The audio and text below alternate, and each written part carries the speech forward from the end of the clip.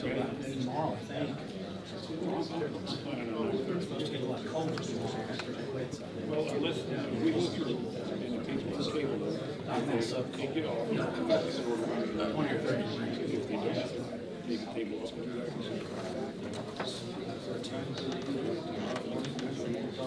No.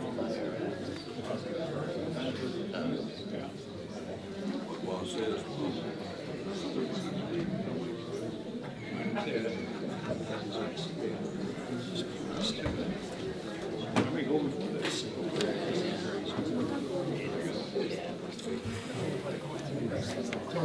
Oh, thank you. You have another sign up to the sheet? Yep. Just put it on the bottom there.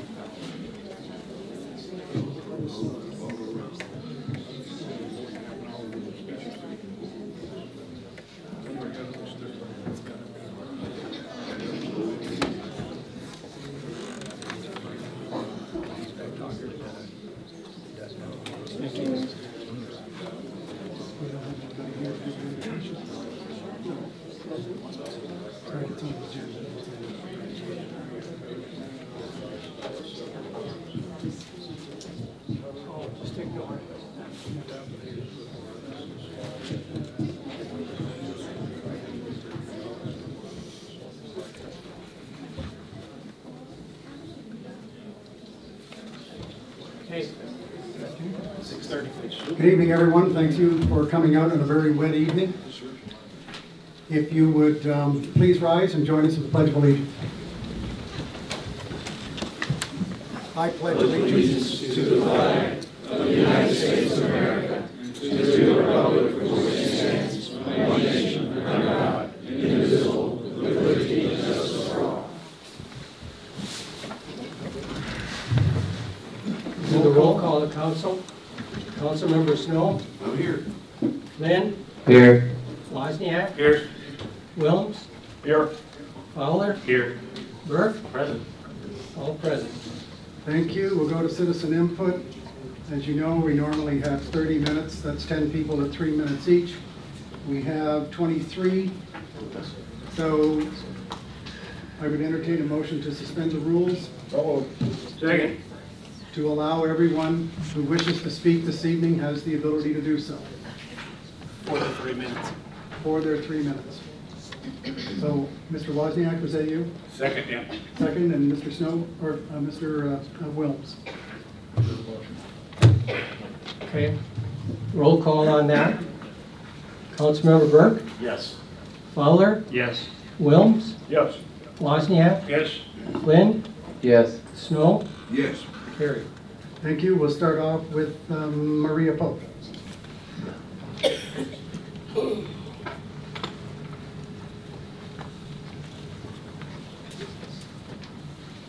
Hello, I thought I'd been here. We've all been here a few times. It's Maria Pope at 4 Hillcrest Lane in Bentonville.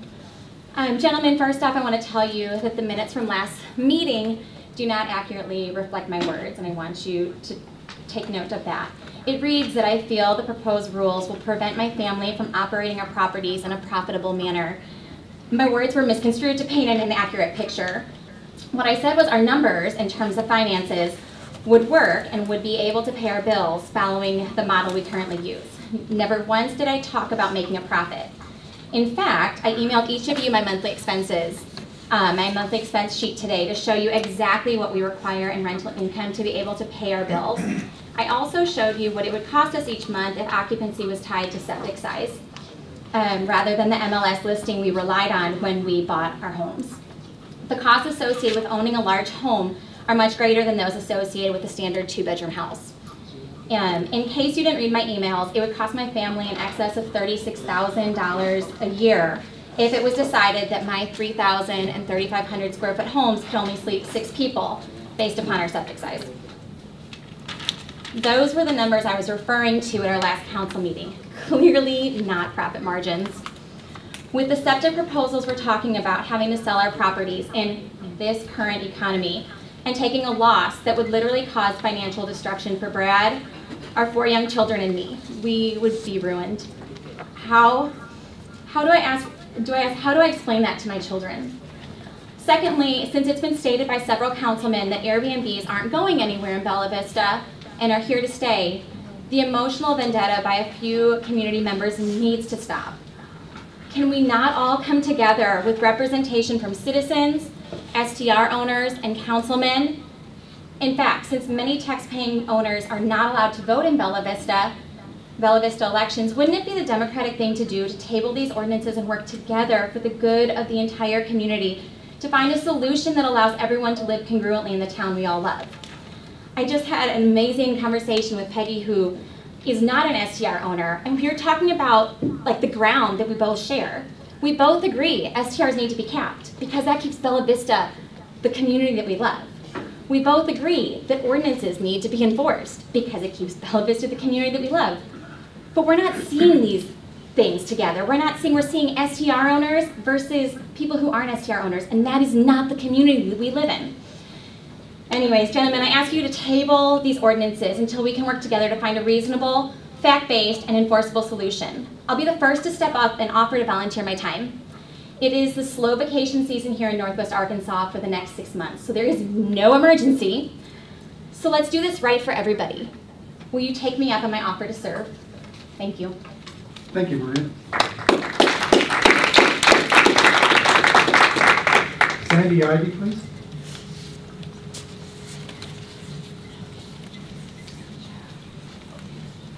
Hello, Sandy Ivy, live on Fleming Circle on Lake Brittany, and I have a short-term rental that I have never had any problems with. It's been a great thing for people. They've come, they've stayed, they have now decided to buy houses here. I have numerous brochures, coupons from local businesses that my renters can utilize and have made comments. I have a book that they can make comments for the next folks that come in that, you know, hey, this place is a great place to eat. It is a business for me. I have some health issues, so I can't work full time, and this has been something I've worked very hard at. And I do believe there needs to be some kind of accountability for, after I was here like 2 meetings ago and listened to those poor people talk about the trash and the parking, and you know, there has to be some level of accountability. If I am forced to pay a large amount of money for registration or occupancy or whatever, then it's a wash for me, and I'm working for nothing. And I live on the property. It's on the lot next door, and I live on the, so I am there at all times. I also keep an eye out for other Airbnbs in the area where the people don't have a clue what's going on at their place. So I understand that we need to have some accountability in a registry or whatever it takes. But it, as you know, it's a profit to local businesses. It does bring people in. I've enjoyed the people. They've enjoyed the lake. I get them guest passes, and it's. I don't agree with the whole sewer thing, because if I have a large house, a 3,000 square foot house, and my daughter's going to get married, and I've got a bunch of family coming in to stay for a week, you know, I normally wouldn't have to go through anything for that. And this doesn't really pertain to me because my place is only like 400 square feet. So, you know, but I'm speaking in terms, it just seems like it's getting to be a little big brother. And so I would love to find the common ground of making owners accountable for their parking, their trash. You know, one of the meetings here was about the Asheville property. I found out who owned that property. I got in touch with them. I told them about noise meters. I told them about outdoor cameras. I said, you need a point person here in Bella Vista. I mean, I get it. I get where everybody's coming from. I just want to be able to meet each other, and like the gal previously, I would be happy to be on any kind of a brute squad to make people accountable, because it's really not fair to the folks, the rest of us. Great, thank you very much. Shannon Davis.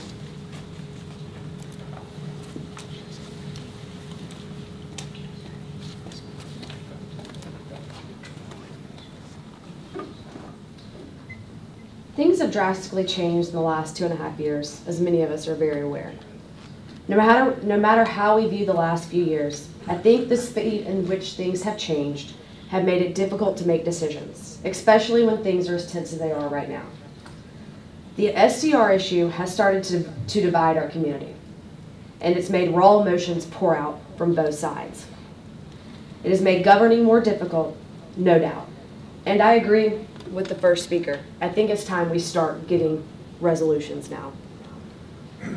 Decisions must be made, leaders must lead, and issues must be resolved. Gentlemen, the election's in 2 weeks, which I'm sure many of you are very well aware. Show your constituents that you can work together to resolve this issue and other issues that are most surely to arise. Lead when it's hard. Lead when people may vote against you. Ask you all to be an example, and let's start leading, and let's start moving Bella Vista in a way that we all can live together. Thank you. Thank you. Mike Cole? Did I get your address from you, Mr. Cole? 38 Swanage Drive. Thank you. How's it going, everybody? First of all, thank you all so much for everything that y'all been doing. Most of y'all have been working really hard on this, and it goes very much appreciated and noticed by everybody. Kick it off, same exact story as Maria. So you can go ahead and encapsulate everything in her, put quotations, put it under me in the minutes. That's my story as well. I want to kick it off by saying that we need to be very frank and very, very clear. The capping of homes that were purchased, such as mine, as a 4-bedroom home, at a 2-bedroom septic rate is a taking of the value of our property and means that we will more than likely have to sell. And this is the place that we dreamed of retiring in. We really, really have to understand that and come to an agreement on that. You can't say that we are for Airbnbs and STRs in Bella Vista and at the same time put legislation before this council that is going to destroy them. That's just a fact, okay? I hope we can all come to an acknowledgement and agreement on that. Also, this is not an emergency. We have time to think about this. We have to figure this out and get it right for the benefit of the entire community. Again, it is not an emergency. I ask that everybody do the due diligence to make sure that we understand the full impacts here. We need to really consider the full financial implications, not only to the homeowners, the community, the businesses, all of the people that are involved in that, and I just ask that we take the time to do that. Also, I'm asking that we go ahead and push to table this so that we can take the time to really figure out the financial aspects of the entire community for this. There's no actual issues. I've been to all these meetings, I've heard them. It doesn't really seem that there's any actual real issues that have arisen that are outside of what are covered by ordinances or current laws that are in place. I certainly agree that we need to have a registry and very common sense regulations for Airbnbs. But outside of people talking about how they don't want people in their community that they don't know or that are not like them, there really have not been any issues that have not been addressed by current ordinances. I really, really urge this council to take a look into that and actually look at the actual concrete problems that we're supposedly resolving with these.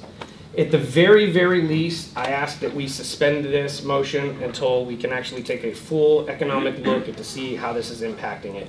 We love Bella Vista. We envision retiring here. We purchased a lake home. And as this ordinance sits right now, I'm going to be losing my family, my kids, basically half of my house. So unless someone wants to write us a check for half of what we paid for the house that's on the RE/MAX listing, I don't know what else to do there. I think that there may be a real issue here. I think that the city council should roll up their sleeves and do the hard work to provide sewer to everybody in this town. If we have a real septic issue and we're going to say that we have a septic issue, then we should do the work to solve the septic issue. I mean it with all due respect. Please, Doug Fowler and your team, don't put this on the backs of me and my family and those of us that bought homes on the lake, okay? Thank you all for your time. I appreciate it. Thank you.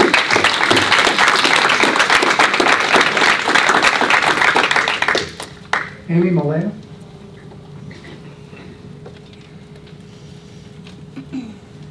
Apologies if I pronounced it correctly.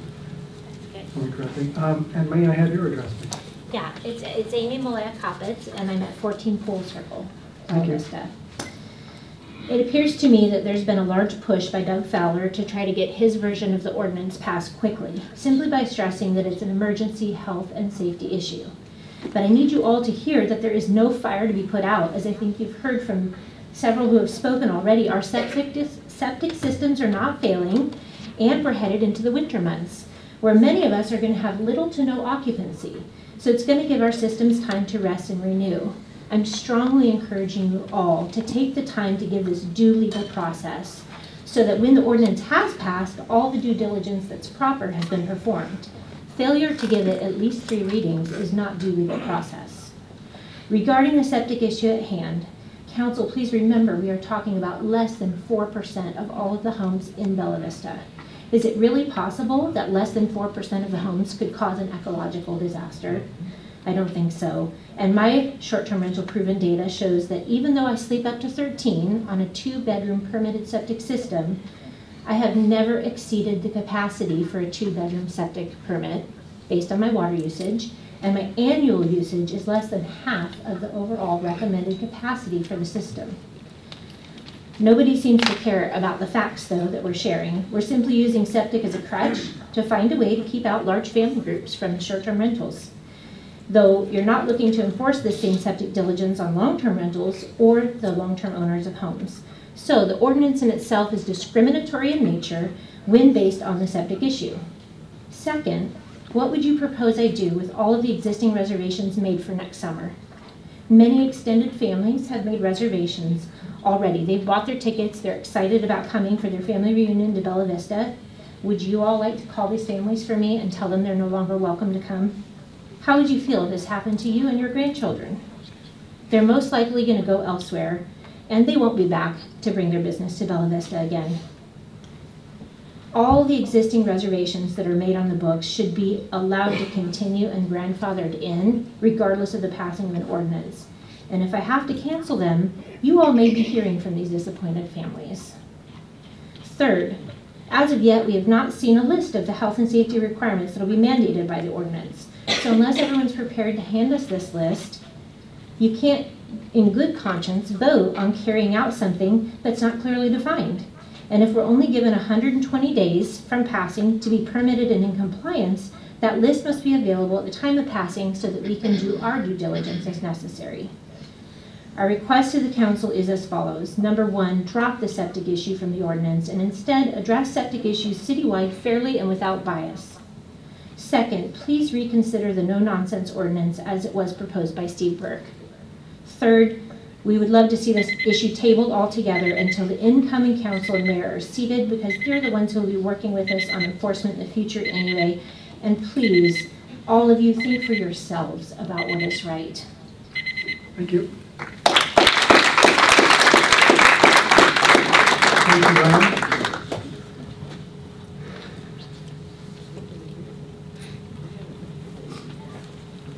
Stacy Lamb, 16582 Birch Lane, Rogers, Arkansas. Councilman, you are the leaders of Bella Vista. Arkansas gives you the authority to protect the health and the safety and the welfare of citizens and the visitors that come to the city.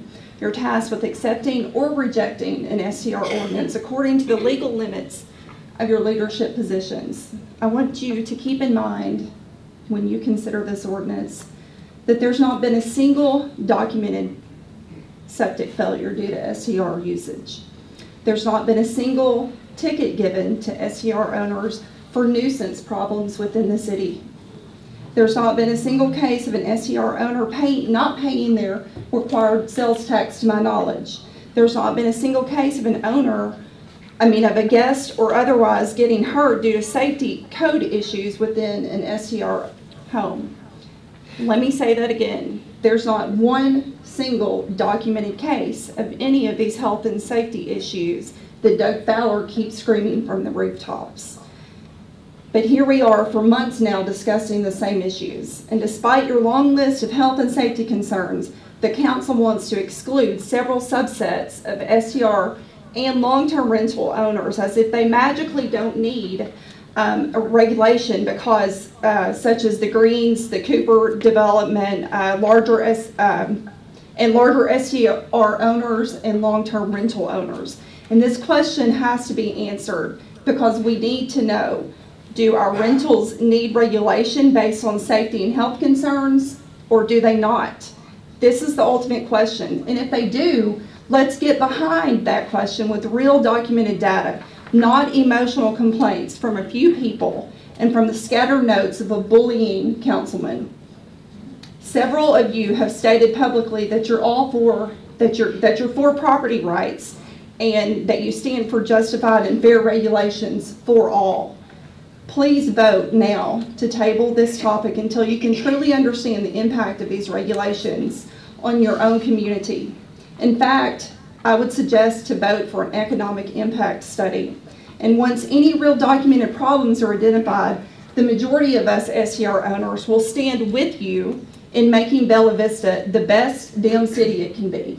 Thank you.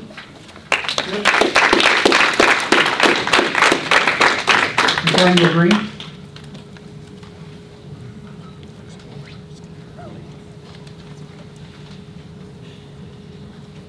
Good evening, Nathaniel Green, 5 Rogan Circle. Yep. So, kind of hard to follow that up. So, yeah. Definitely agree with what was just said right there, that all of this discussion about these regulations regarding all the different STR, now I guess it's 6 of them that are on there. I mean, it definitely comes back to where is the demonstrable proof of there actually being any issues? Where is this? And then, as already been said, having some kind of actual economic impact. What is going to happen to the tax income? Because what's done through Airbnb, VRBO, those taxes that they take in, how much loss is there actually going to be to the city? Because there's people that are going to shut down their STRs, they're going to sell them off. Potentially some of these folks are going to go into bankruptcy and have that type of actual economic impact to themselves, let alone what it does to the greater community. So I just think that these regulations should be, at this point in time, tabled, set for at least 6 to 12 months to have actual, like I said, what has been said by myself and others, actual impact to what the community, what is actually going to do. So, thank you. Thank you. Jessica Green. I'm Jessica Green, 5 Rogan Circle. That is my husband. I know I spoke here once before, and unfortunately, Doug, you were out that night, so I'm glad you're here, so that you can hear our stories and see our faces and understand that you aren't just making an impact on some kind of piece of paper. You are making an impact on people's lives. My husband and I moved here from Houston, Texas. We came here specifically because we were told this was a beautiful place to come visit, tourism. I'm a bicycle tourism leader. I'm a mountain biker. I lead mountain bike rides for a living. I give bike trips for a living. I want my customers to come here and stay in my Airbnb so I can take them on bike trips on these very trails you guys have built. You guys have built a community that is like yelling and screaming, come see us, come visit us, come hang out with us. But at the same time, you're talking another direction because you're saying, but don't stay in our homes. That's not cool. That's just not cool. It's real hard for me to encourage my guests now to want to buy a house here. I used to just hand out cards all the time. Buy a house here, buy a house here. This place is great. I bought 2 land pieces. I also have had several home opportunities. And speaking of economic impact, I myself have passed on multiple home purchase offers to do myself and restore those homes because I do not feel comfortable with the infringement on my homeowners' rights that are being pushed up on me by the city council here. I am unsure of the direction that you guys are going, and my insecurity stems from your questionable desires to regulate property owner rights. Property owner rights are renting. Renting is not defined by categories of renting. It is renting. When did short-term renting become a violation of renting? That is a question of mine as well.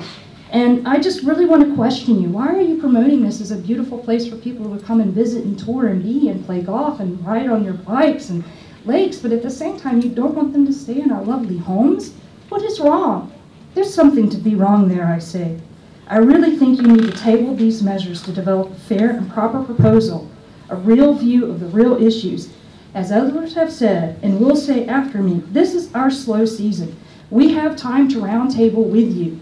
Get some of us that are in the room begging to talk to you to sit down and actually listen to us.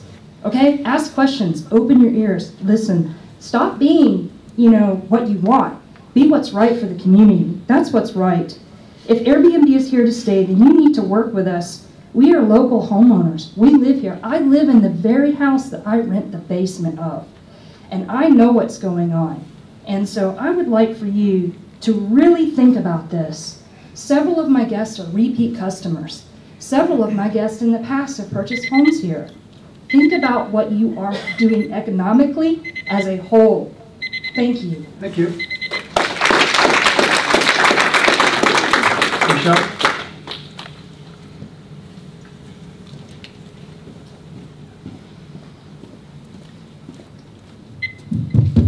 Michelle Chiacco, 51 Purfleet Drive, wants the septic issues taken out of the STR ordinance. It limits the ability to make a profit on STRs. Do not restrict the rights of property owners to use their property as they wish! Exclamation point.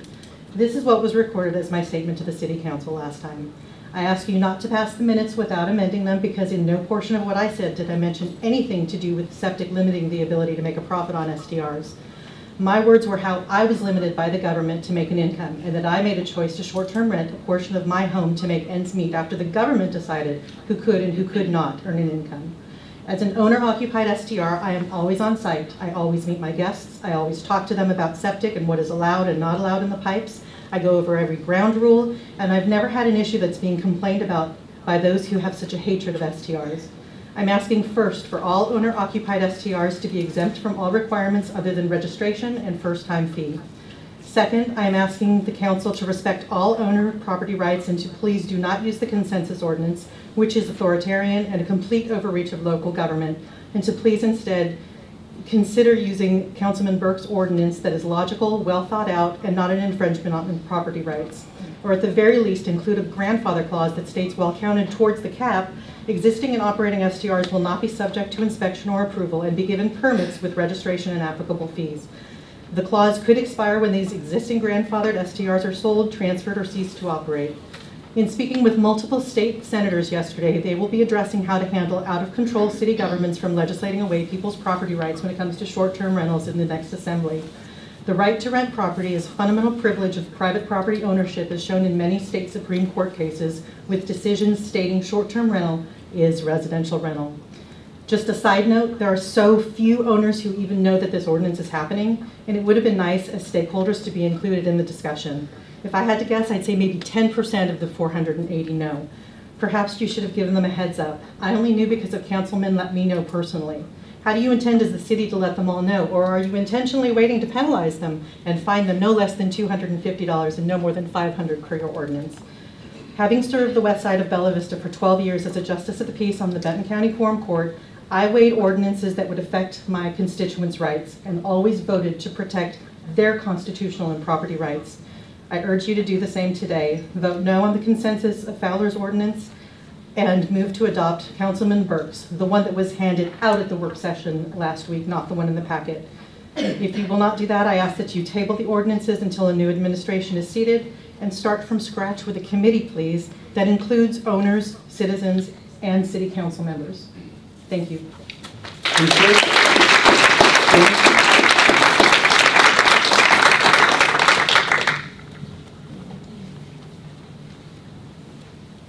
Damon Wallace, 51 Purfleet. Yeah, at the last council meeting, I mentioned about getting the owners of the STRs together in a committee with other owners and stuff to come up with some solutions for this ordinance. You have to know what's going on. If you bring guests in that are experts in certain areas, like you did at the one I guess working session where you brought someone in from Little Rock to speak to the council about the septic systems. and stuff. So they're a professional in the septic systems. Well, here you have the professionals that are actually renting out their houses, the ones that are involved with the STRs. You need to do a committee on that and to get their input in order to form a good ordinance. And until that's done, you're really not allowing these citizens that you're representing to have their say and to come up with something that will work for everyone. I will say that, again, going back, I presented it the first meeting I came to, the STRs provide about $144,000 a year in sales tax revenue to the city of Bella Vista. And that's not counting the A&P. So these are people that are actually contributing to that. When you're looking at regulating them, a lot of them have gone out and, some of them have borrowed thousands of dollars to renovate some of these properties. What several of the owners have said, we have invested our lives, we have invested our money, and to do certain regulations that can cost them bankruptcy or the value of their property, is something very much that none of you would want that to happen to you in property that you've invested in before there was any kind of ordinance. You wouldn't want the city, any kind of city or county coming in and passing something that would affect you and your family. So I'm asking you also to do the committee thing, really get the STR owners involved so that you get a good basis from the experts who are doing their business, and remember that they are contributing to the sales tax revenue of Bella Vista. Thank you. Thank you, Damon. Gordon Zeisser.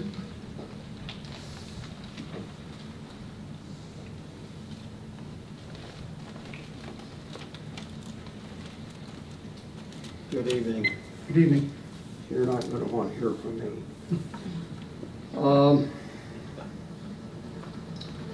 Our neighborhood, I've been here in Bella Vista for 24 years. Built a home, live in it today. Thoroughly love it. Love my neighborhood. Our neighborhood's first exposure to STRs was last spring. I'd never heard of an STR in Bella Vista. We had a house sell, and the only thing we knew about it is sold to somebody in California. No big deal. We got lots of people in California in our neighborhood. And we waited around, and the neighbor that lived closest to it said that she was kind of waiting to see who moved in and when, and she's a very welcoming person. So she seen some activity up there one day, and it turned out to be the owners, and she went up to greet them and welcome them to the neighborhood, as she often does. And she had a little exchange with them. It was pleasant and short, very short. I'd like to quote, just to make this very clear and understandable, the statement that the owners made to this neighbor lady of ours.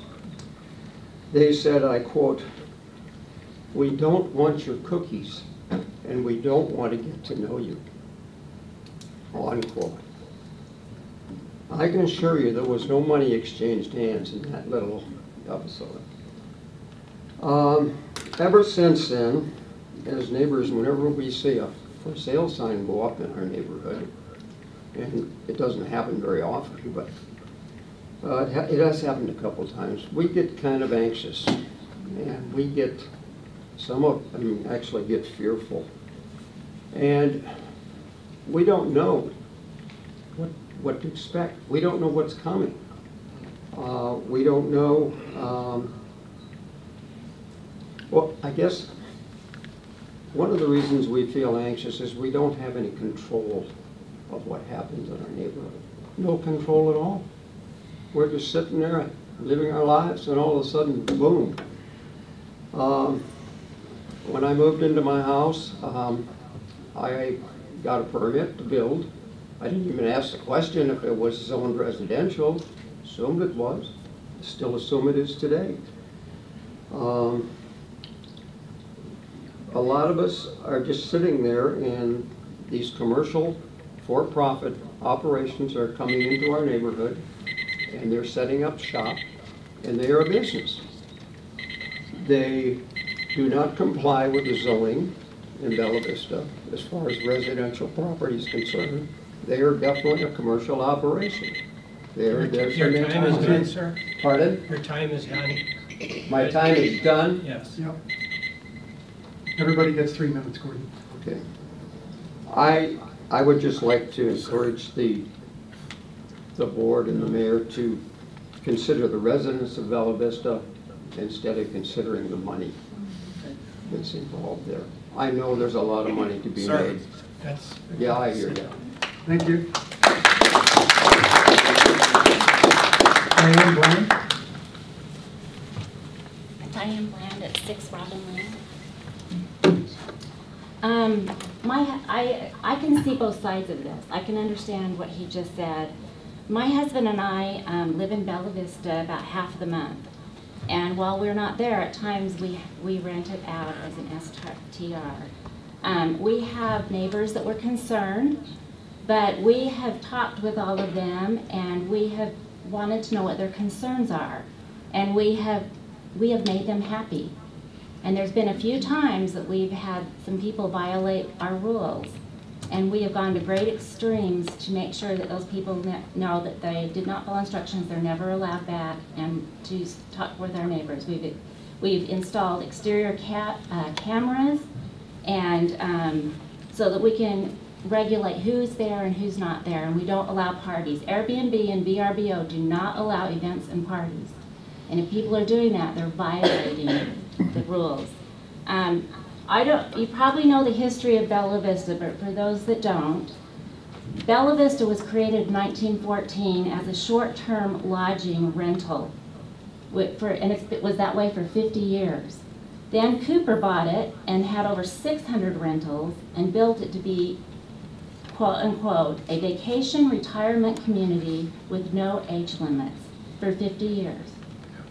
Now, almost 100 years later, well, before I say that, I want to say 6% of the homes, when Cooper had it, 6% of 15,000 homes were short-term rentals. Today, we have 15,000 homes and some being built, and it has always been known that Bella Vista is a resort community, and there are not 4%, as one person said earlier tonight, there's 3% that are short-term rentals. That's half of what they were when Cooper was doing that long ago. We've been here 27 years, and we have always loved this area, and we hope to retire here. It doesn't make sense to me that homeowners should be restricted, and some of them have a mob mentality where they're sending out these panic letters to all the neighbors telling them all these horrible things. It sounds to me like it's more of an issue with that person not liking what's happening next to their house. I have a similar situation here in Bella Vista of somebody who is not doing any of the rules, and there's no way to get them to answer the door to get notices and things like that because they don't take care of their yard. It looks like an abandoned house, but nothing's been done. And they have harassed us many times. I feel like there's a mob mentality going on here, and I hope that that you will listen to us and vote, not vote, but know that those that vote for you do it for their best interest. Thank you. Thank you. Tony King.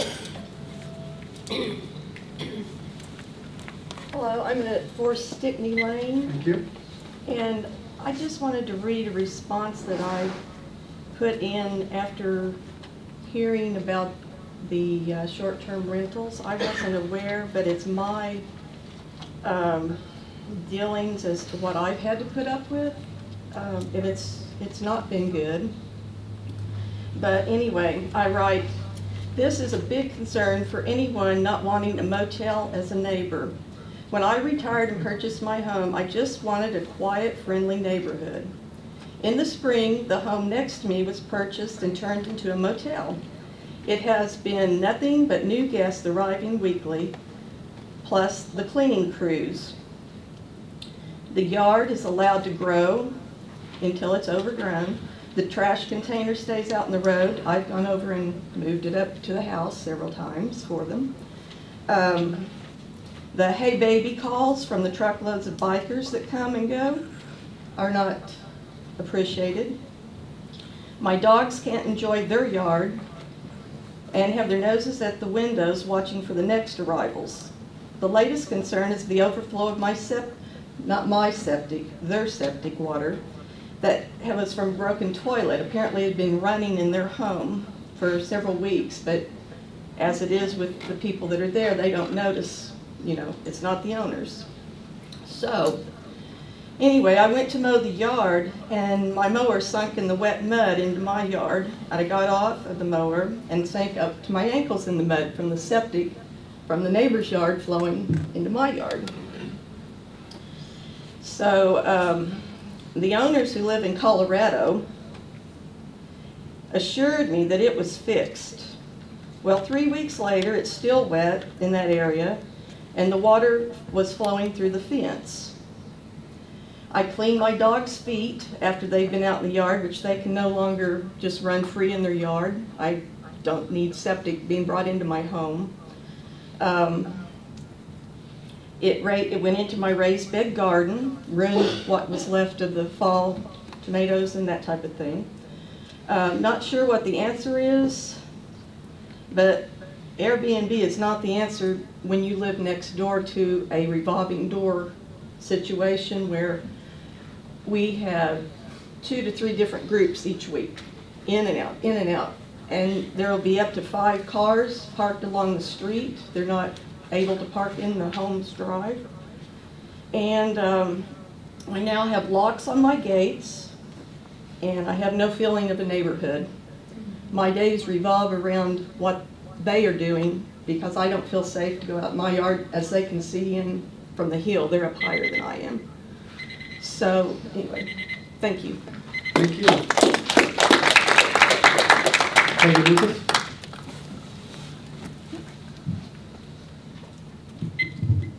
Good evening. Peggy Lucas, 23 Dewsbury Drive.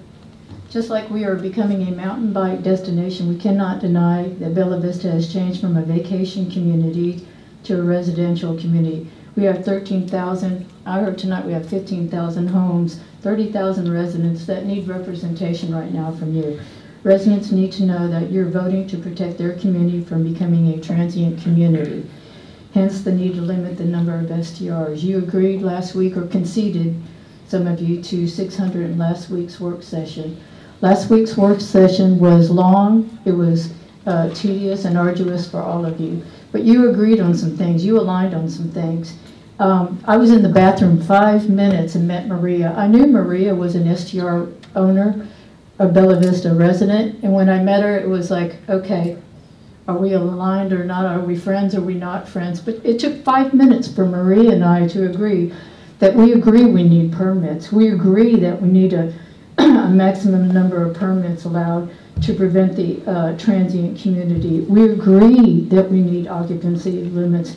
We agree that we need to enforce, have penalties for violations, and revoke if needed if people are non-compliant, if owners are non-compliant. So in 5 minutes, we agreed on all of those things. It's taken several months for us to get to the point, all of you guys, you've had to learn a lot, we've learned a lot, but there are some things that we agree on tonight. You did the work last week, so I'm asking you to move forward with what we've aligned on last week.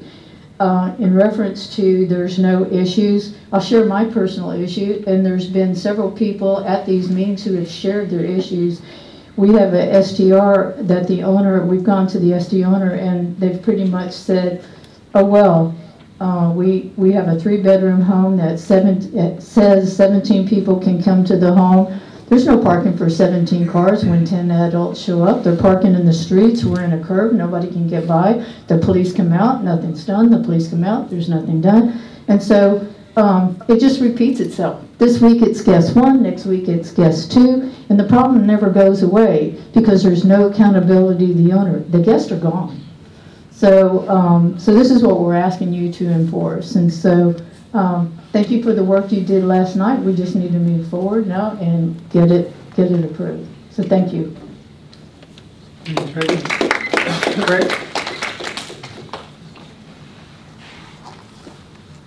Good evening.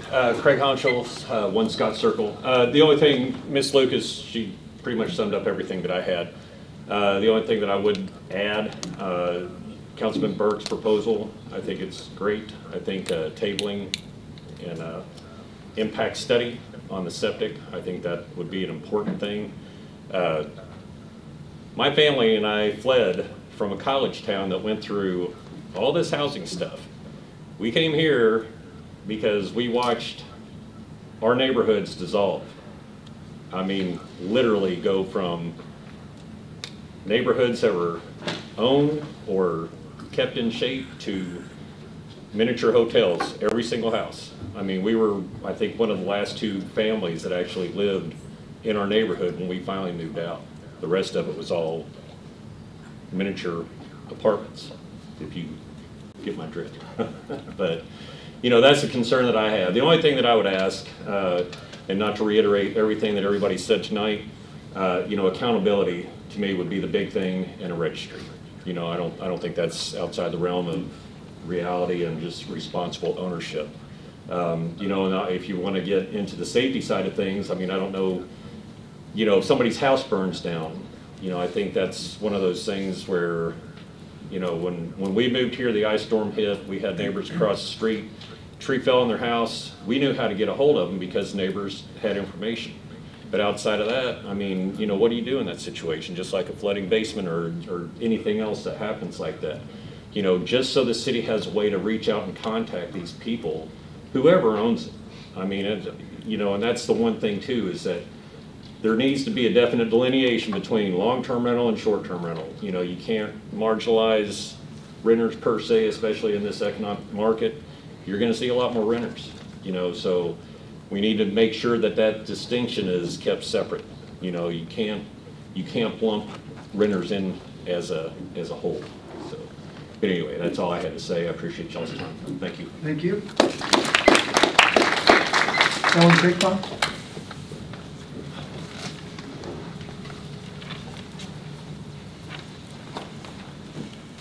Hello.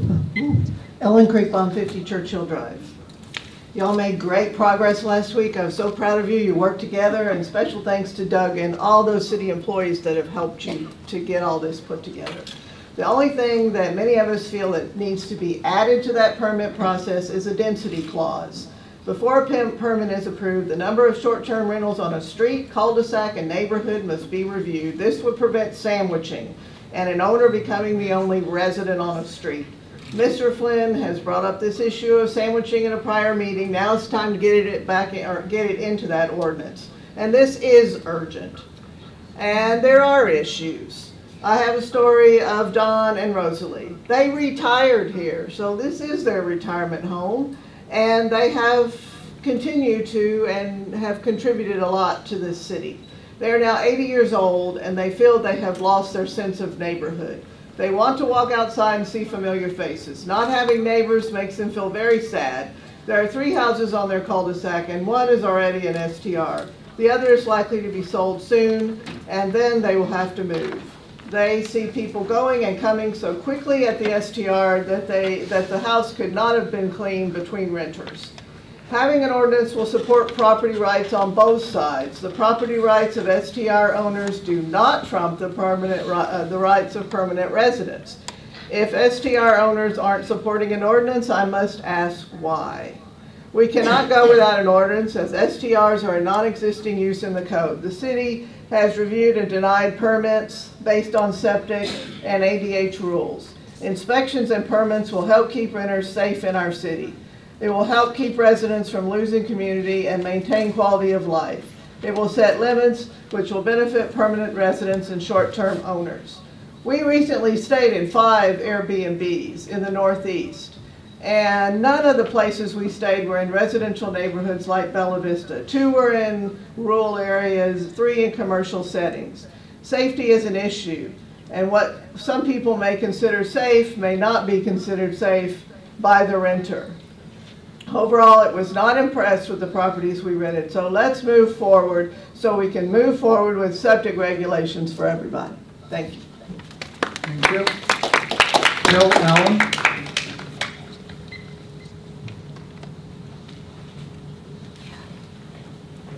Sure, put all these notes together and it doesn't matter. I just want to say that I've been here for 18 years. By trade, I'm a CPA. By practice, I was an auditor of cities, counties, states. And the time to have regulations is before things go wrong. That's the time to have rules. Don't wait till it goes bad and then put in rules, because it's too late.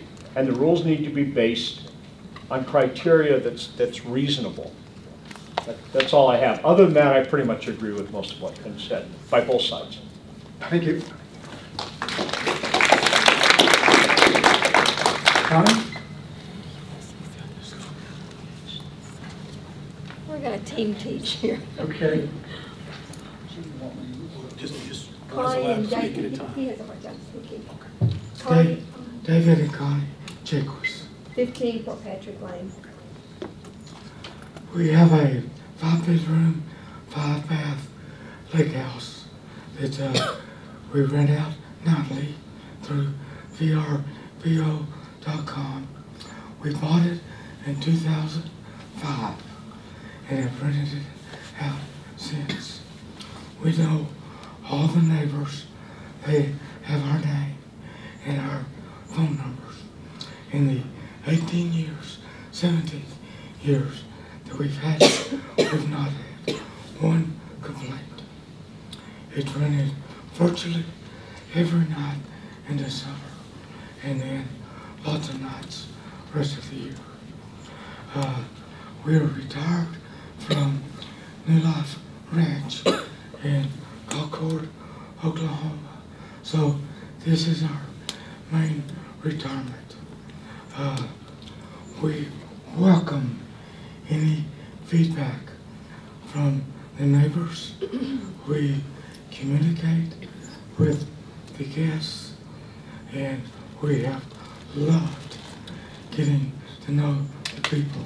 They love coming to Bella Vista and being in a residential neighborhood.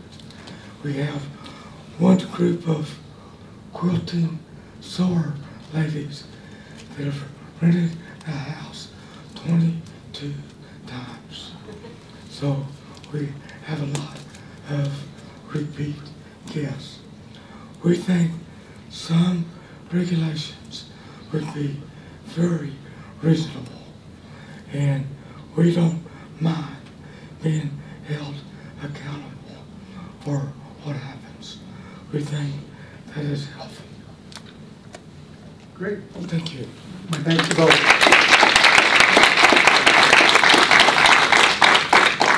Sharon Clark.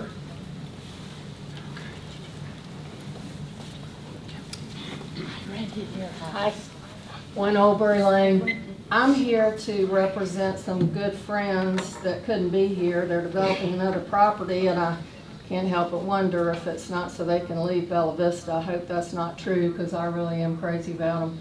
But they asked me to speak up for them, and they're at 28 Brittany Lane. I got some pictures here that they sent me from wherever it is they are developing another property. 9 cars, and then the police got called in for noise. So if you want the copy of the pictures, I have plenty of them. But so obviously there's a problem on 28 Brittany Lane, and what I'm told is there aren't 2 but 3 short-term rentals in that neighborhood right near their street. There are 2 right on the street, and they have a beautiful, beautiful home. And the short-term rentals are on either side, so they're sandwiched in. I don't really have, personally, a problem with short-term rentals. I just would like to ask you guys to really think about how many do you want? How many do you want? Because I looked up on Google, and correct me if I'm wrong, but there are 45.9 square miles in Bella Vista. If you figure I don't know, if you decide you want one short-term rental per square mile. At first I thought neighborhoods. Well, I know. We could decide on 1 or 2 or whatever your number would be. You know more about this than I do, per neighborhood. But then I looked at how many neighborhoods there are. We're in Bristol and there are just lots of them. So I thought, okay, we have to go to square mileage. And so I looked up 45.9 square miles, if that's correct. Well, gosh, that'd be 45. It sounds like we already have more than that. I don't know how many we have, but I would certainly be thinking about how many do you want. I don't think it's a problem to have them, but I do think that regulations are in order. With no laws or rules, we have what? Anarchy. I think we have to have some rules. So loss of quality of life, that means a lot to me. I like knowing my neighbors, and I know each and every one of them, and we do pass around cookies, and you don't get that with short-term rental as neighbors. Thank you, Sharon. Larry Kelly?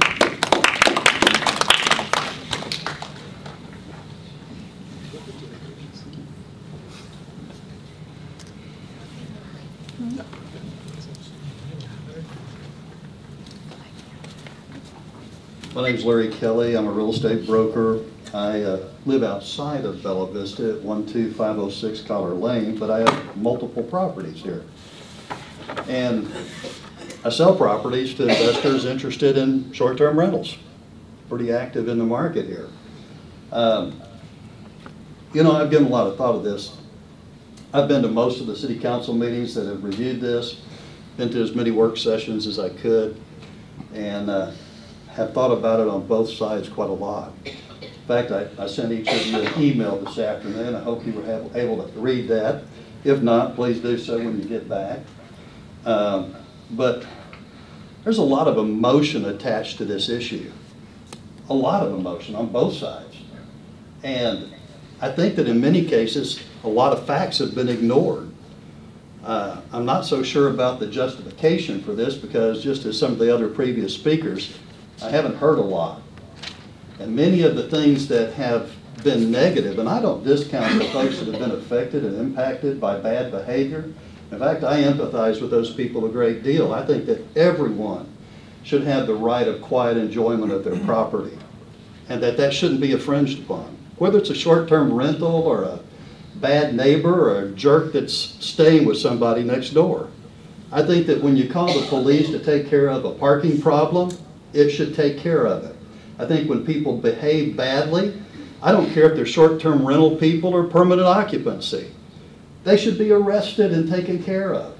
I think that what I've heard, an overwhelming theme in this conversation this evening and in others, is that the police aren't doing the job that they ought to be doing in many cases. I know they're trying to be friendly, they're trying to be helpful, they're trying to be supportive of the people coming to visit our community, but by God, if you're going to have a parking ordinance, do something. If you're going to have a noise ordinance, do something. Okay?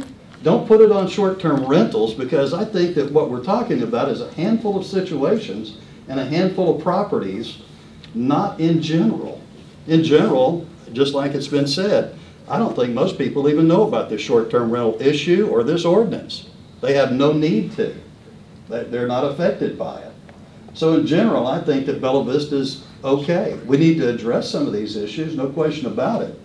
But, you know, one of the things I was puzzled by, I was invited to sit on a task force as a real estate broker and a member of our legislative committee at the Board of Realtors to be engaged in solutions for the new construction issues regarding septic systems. That was an issue that came up, and they were trying to figure out how to deal with that. And so both the realtors were engaged in that, the home builders were engaged in that. We had the opportunity to have input in advance and come up with solutions, and you have not taken the same approach and consideration with stakeholders in this issue, and you should. Thank you very much.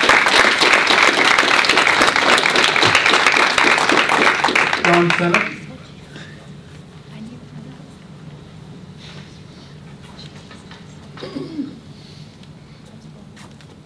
Don Senate, 22 Brittany Lane. Yes, there is a problem at 28 Brittany Lane. So he was telling the truth. By the way, I think the council has taken time to look at this. Just reading the notes, I noticed you were handling this way back in June. And that doesn't seem like a long time, but it's a long time when a problem is growing. My dad used to tell me, from the time you're born till they carry you off in the hearse, things ain't so bad that they can't get worse. And if we don't do something about the expansion of the STRs, I mean, we've heard from some very good managers of their properties, and my heart goes out to them. I think you can consider them in your regulations, but we also can say we want a moratorium on new for a while, so you have time to slow the growth. We have 2 on our block already, about 3 more, and I'll be on Motel Road. The problem that I run into is they park on the lawn, they turn around in the driveways, leaving tire marks. Just little things, but it happens all the time. The other thing that's a big concern is something maybe the owners can't control, but we need to be aware of. The people coming in, they don't have to register as sex offenders. We got kids in our neighborhood. So we have people coming in, and we don't know who they are, and we don't know who many of the owners are. I've met my owners. And but what do we as owners do when there are problems? We can't keep calling the police over parking. That's not what they're there for. We don't have parking enforcement. We have police that are designed to protect us. We also have a city council designed to protect us. Thank you. Thank you, Don.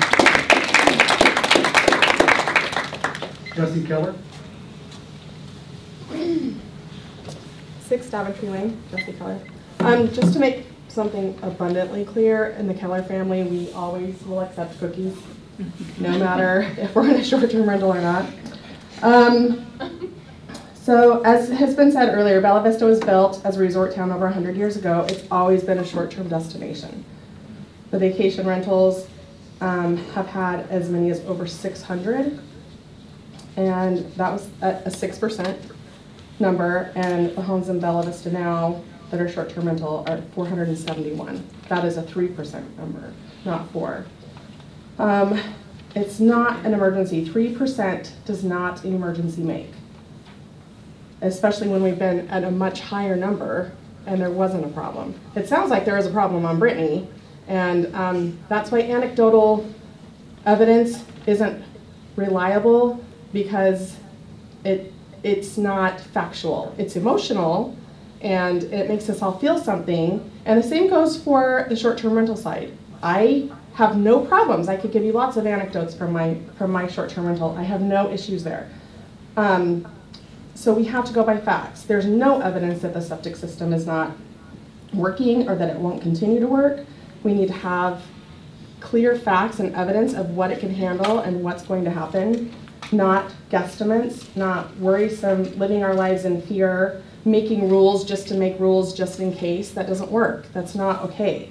That infringes on my property rights. That infringes on my investment that I've made. It would be financially devastating to accept this current proposal for short-term rentals. That is not fair to my family. As has been mentioned, other cottage industries are not being targeted for this. They're not being inspected. They're not being registered. All of these things are not happening. In the same way that you're trying to come after short-term rentals. Long-term rentals, why are they different? I don't think that they should be. I think that we should be treated the same. We should be allowed to use our property in a responsible way. I have no problem with accountability. Maybe the people that own the Brittany STRs have a problem with it. I don't. The vast majority of short-term rental owners do not have a problem with accountability. I will echo my willingness to be on any kind of a brainstorming panel to come up with a solution. It's clear that there's going to be regulations. I would hope that they would be fair, and I would hope that you would take into consideration the point of view of the short-term rental owners. And I strongly advocate that this be tabled. until we can get some real facts, real numbers, real evidence of what's happening, and not just guessing or making up our own statistics on this. And that's all I have. Thank you. We had a gentleman who wanted to attend this evening and at the last minute had a family crisis, so he asked me to read something to you. His name is Jim Bukowski, and he lives at 6 Tewksbury Circle. Dear Bella Vista board members, first off, I'm grateful for this meeting and allowing for comments to be shared. My wife and I moved to Bella Vista because of the beauty, the wonderful environment of the POA, whom we assumed would shield and protect the residents who live here full time. We have lived in other areas of the country without a POA or restrictions, and people basically destroyed the areas. Here's what we've experienced in our Gloucester neighborhood. Our 2 adjacent neighbors are from out of state, and they have made their properties into STRs. What is ironic is that the POA of the neighborhoods of the people from Texas prohibit STRs, along with many others, but it's fine to ruin Bella Vista. Crews from Louisiana, Florida, and Texas have rented the homes for temporary workers. That is a big concern for me personally, having these individuals around my home. I travel with my business and I need to leave my wife alone. When we moved here, I thought that would be one less thing to worry about. I also do not have to tell you that there are many single women, either widows, divorcees, or by choice, that also reside alone in our neighborhood. In addition, Bella Vista has begun attracting many young families with children. This unknown transient population poses a great threat to them as well. We've had to clean up trash thrown in the yard by renters, which they blew into my yard and the POA easement next door. I do not feel comfortable confronting these careless individuals due to fear of retaliation, either during or after they are supposedly gone. It's embarrassing when we have a visit by family or friends and the renters are milling about in the street smoking cigarettes and leaving butts strewn around. I'm not a janitorial service and resent needing to clean up the area. One group of renters unloaded what looked like lighting and camera equipment, judging by the appearance of the 2 young ladies out near the mailboxes and how they were dressed. I doubt they were planning to film movies for the Hallmark Channel, if you know what I mean. I read a shocking article that some SDRs have used the residences to manufacture meth. I shudder to think about the long-term implications, health risks, and hazards that could pose. We are so excited and proud to be part of the Bella Vista community, but sadly now we are considering leaving if this continues. The area is not turning out to offer the protection for which we had hoped. Other neighbors are as concerned as I, but I do not know if they have chosen to speak up or not. We know for a fact from living in previous areas that once this gains momentum, it will be next to impossible to stop. Obviously the word is out, or we would not be finding that so many out-of-state buyers have no intentions of living here. They only have plans to make big bucks at the expense of the residents that live here full-time and call Bella Vista home. I ask you, is Bella Vista going to continue to be known as one of the premier residential areas in the country, or deteriorate into another sleazy place where companies and individuals can come in and do whatever they please and exit without care or repercussion? My wife and I are extremely disappointed with this growing development, but you have the power to correct the situation. Please do not let individuals that do not live in or care about the village destroy our beautiful area, our reputation, our homes, and our property values. Okay. That's the end of citizen input. Now the next on the agenda is council member reply. Who wants to go first? Jim? Now, somebody who's not here tonight asked me to just throw it out there, and you people have done a lot of throwing of this out there about tabling it till next year with the new council. I told them I wasn't going to go for that or after that till I heard from everybody, but I told them I would throw it out there and see what kind of traction it would have amongst everybody else. A whole bunch of you folks were leaning that same way, okay?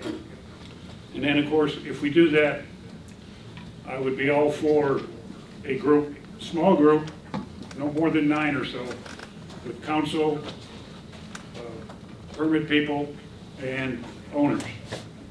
And one other thing, you guys mentioned a number of times tonight, you like Steve's ordinance better than the rest of them. And if I got the right one, because there's so many, if I have the right one, It doesn't mention septics, which make everybody happy. But it did have a maximum number of people per house, regardless of the bedrooms. Which means if you've got one of those bigger houses and the first couple people had larger houses and had more people, you know, they're going to be way on the other side of that. So that's something else to consider. Because, you know, I don't have a problem with Steve's either, but he put a number on it. He stayed away from septics. Probably a good thing to do early on. But he did put a number on it, which would affect everybody. Next. Okay. Anybody else? Nope. Yeah, so, I mean, you know, at this point, I've talked about this over and over and over and over and stated some of the same things over and over.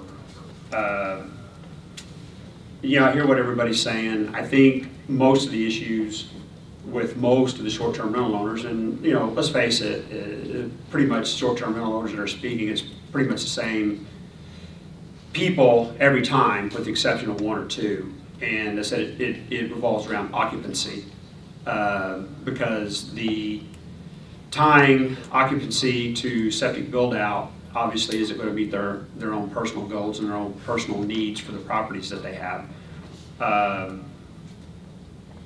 I'd like to and maybe step back for just a second, because we're going to get into some of the details, I think, a little bit later. So I don't want to go on and on, you know, about some of that like right now, because this is just feedback for the public comment that was made. But I want to make a point, make it perfectly clear. Yeah, my name is on the ordinance that I proposed, you know, Doug Fowler ordinance. It really is not the Doug Fowler ordinance. It is the Residents of Bella Vista ordinance. That's where the conversation started. I mean, you can call them whatever you want, those pesky residents that voted for us to fill these seats to represent them.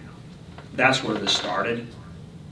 And I think the very first conversation I had with anyone was actually at church. I had a gentleman approach me, and this has been, I don't know if it's a year and a half or 2 years ago, and he sold his property on Loch Lomond, and he approached me and said, hey, I sold this property, and, you know, we're still living here in Bella Vista, obviously.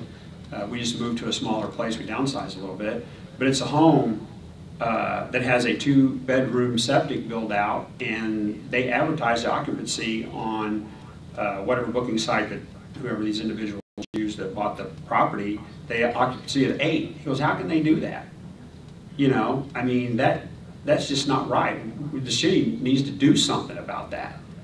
First conversation I had, okay, it didn't have anything to do with noise or trash or parking or anything else. And then, you know, not too long after that, again, I've stated this before, I started getting complaints by email. I started getting phone calls. And, you know, it started to perk up my ears. Came over to CDS one day, had a conversation about something else, and I was talking to Doug, and who, by the way, Doug Tapp, he's our Director of Community Development Services, and I said, you know, I'm starting to get these phone calls about short-term rentals. You know, we've got some issues out there. And he said, well, yeah, we said, you know what, we're starting to get a lot of them. They're coming in, you know, pretty consistently. And he said, not only that, he goes, you know, some of these properties are advertising for occupancies of 8, 10, 12, 14 people. And I was like, really? You know, I mean, quite frankly, I was a little stunned because I recognize, first of all, you know, tied to septic, you know, that was kind of like a step that I had to open up my eyes to and to begin to research and understand. But secondarily, just in my point of view, I'm thinking, you know, 14, 12 people in single-family residential homes in our neighborhoods, knowing the size of homes we typically have across Bella Vista, just did not feel right. And I didn't know, in my own mind, you know, how we could rectify or justify that, you know. Not as just a city council person, but just as a guy that's living here. I'm thinking, you know, what if my house next door to me, you know, decided to go with short-term rental, and they're all at once putting 10 and 12 people week in and week out in there. By the way, we have more than just 10 or 12 being advertised on these short-term home booking sites, right? It's just like, does that feel right to anybody? I mean, I don't know. I mean, maybe if you own a short-term rental, it feels good to you, you know. And, you know, just lastly, before we go on, because we're going to talk about this a little bit later, and all due respect, when I read Steve's ordinance, it feels more like an invitation to open the door for more short-term rentals to come here. You got a cap of 750, and as of this morning, I pulled down the new data from Granicus, and we have 484. It was like 471, you know, like last week or the week before, so now we're 484. So 750, 50% increase in what we have right now. There are no safety inspections of the homes, and I have information that says we need to do that. CDS says we need to do that. We got a note from Chief Sims today, our fire chief. He says he's all for safety inspections at these properties because they've uncovered problems in the past. We actually had a home burn in 2010 and somebody died, you know, and it was because of electrical problem that, you know, could have been identified, but it wasn't. And then the occupancy of 12. Well, how can we put an occupancy of 12 blanket across the city when we know we have so many 2- and 3-bedroom septic systems, permits out there, which is in direct conflict with the Arkansas Department of Health guidelines? And I actually have the document like right here in my hands that states that it's 2 people per bedroom. Those are the guidelines. So anyway, just speaking of that, we can speak to it a little bit later. Not anything personal, but that's just the way I view it. So anyway, I hear what everybody says, but as far as like the work that's been done, oh my gosh, it is extensive. I mean, you know, we had an open meeting here at the court. What month was that? Taylor, are you here? Taylor, sure, what month was that? March. Last March. I mean, here we are, October. And we started the conversation, you know, God, I don't even know. It was like July of the year before. So we had that open meeting. Everybody came in. We heard feedback from everybody, you know, from both sides of the conversation. That's the first time I met Maria. I actually invited her in after we got the first draft done. Came in next door in the CDS offices and sat down and went through it with her. And I got a lot of head nodding, yes, yes, yes, yes, until it came to occupancy. And then that's where she had her issue right there. Because she told you what occupancy that they advertise for on wherever, Airbnb or VRBO, whichever one they use. That's when the issue came up. But there's not anything been secret, behind the scenes, underhanded. It's all been above board. I proposed the first ordinance, right? And then we had the special session. We went through it person by person. We talked to every single point in there and adjusted numbers or perspective or whatever it may be. And then we actually did it again like last Monday. And as far as like no conversations, oh my gosh, we don't have as many people speaking tonight supporting an ordinance is because they don't want to show up. They don't want to get up in front of everybody. You know, they've heard a lot of comments that have been made. They're nervous about doing that. Trust me, there are a whole lot of people out there that support an ordinance. And as far as some people that aren't really dialed into the conversation right now, it's because they haven't been affected by it yet. They haven't had one come in next door to them. But they're going to. And, you know, just to round this out a little bit, we're talking about the total number. I mean, we have so much information from cities across the country: Sedona, Steamboat Springs, Breckenridge, Eureka Springs, Bend, Oregon. It goes on and on and on of cities that kept their head in the sand until they woke up one day and it was like too late. Their cities were overrun. They're no longer communities for the residents. They're transient communities. And now they're trying to put the genie back in the bottle, and they can't. And, you know, people say, well, you know, I don't know, I feel like I'm the devil sometimes when I hear people talk. I'm not opposed to short-term rentals, but we do get out and travel. My wife and I, we stay at these properties as we travel, but also some of these communities, it's like, you know, we don't even have any interest in going back to Sedona anymore. It's so overrun with visitors, you can't move around the city. It's just packed. You can't even drive into the town, and that's just a fact. Now, we don't have the limits on this number of roads driving into town like they do, but it's just unbelievable what's happened there. And I'll tell you, they don't have enough people to work in the businesses, you know, as staff. They don't have places for them to stay. Those are all taken up. And so anyway, I'm kind of getting lost here in that. But if we look into the future just a little bit, we know that a lot of large parcels of land have been bought up in Bella Vista, and they're going to be developed in the not too distant future. And we think we have a lot of short-term rentals now. Well, Just wait until all that development begins, and it will begin. And you got to decide what kind of community that you want here in Bella Vista. Do you want it to be a residential community where people, they know their neighbors, they know their neighborhood? I mean, we love our street. We had a short-term rental. They sold it, oh, I don't know, 2 or 3 years ago. I didn't know that there were a whole lot of issues with it until I brought it up and I said, are you kidding me? There was stuff going on there all the time. You know, people coming and going and noise and trash and park. It's just like, but our neighbors know. Everybody knows everybody. Everybody walks up down the street, you know, and shares and swaps stories, know each other's families, etc. I'm just saying, there's a short-term need and there is a long-term need. And we can talk about more of the details in the ordinance, you know, when we get there. But all this feedback that there hasn't been enough work done, or effort put into it, or research, oh my God, I have so much information and research, I can't even, there's no way I can regurgitate it to everybody. You know, it's just so hard to do because there's so much that says that we need to do something, we need to act sooner rather than later. And one of the things that was said about planning and getting ahead of things, our planning department back there, they said plan and avoid, not react. And I heard that a couple of times tonight, and that's what our planning department is all about, is let's act and get ahead of this now and try to be as reasonable as they can given the parameters that we're working with here. And we do have a unique situation with our septic systems, and they're a concern.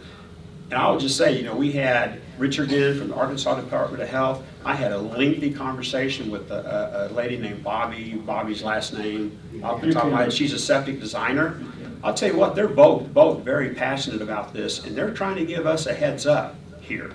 We have 12,757, give or take, septic permits issued in Bella Vista, Arkansas. We have no secondary fields if the first field fails.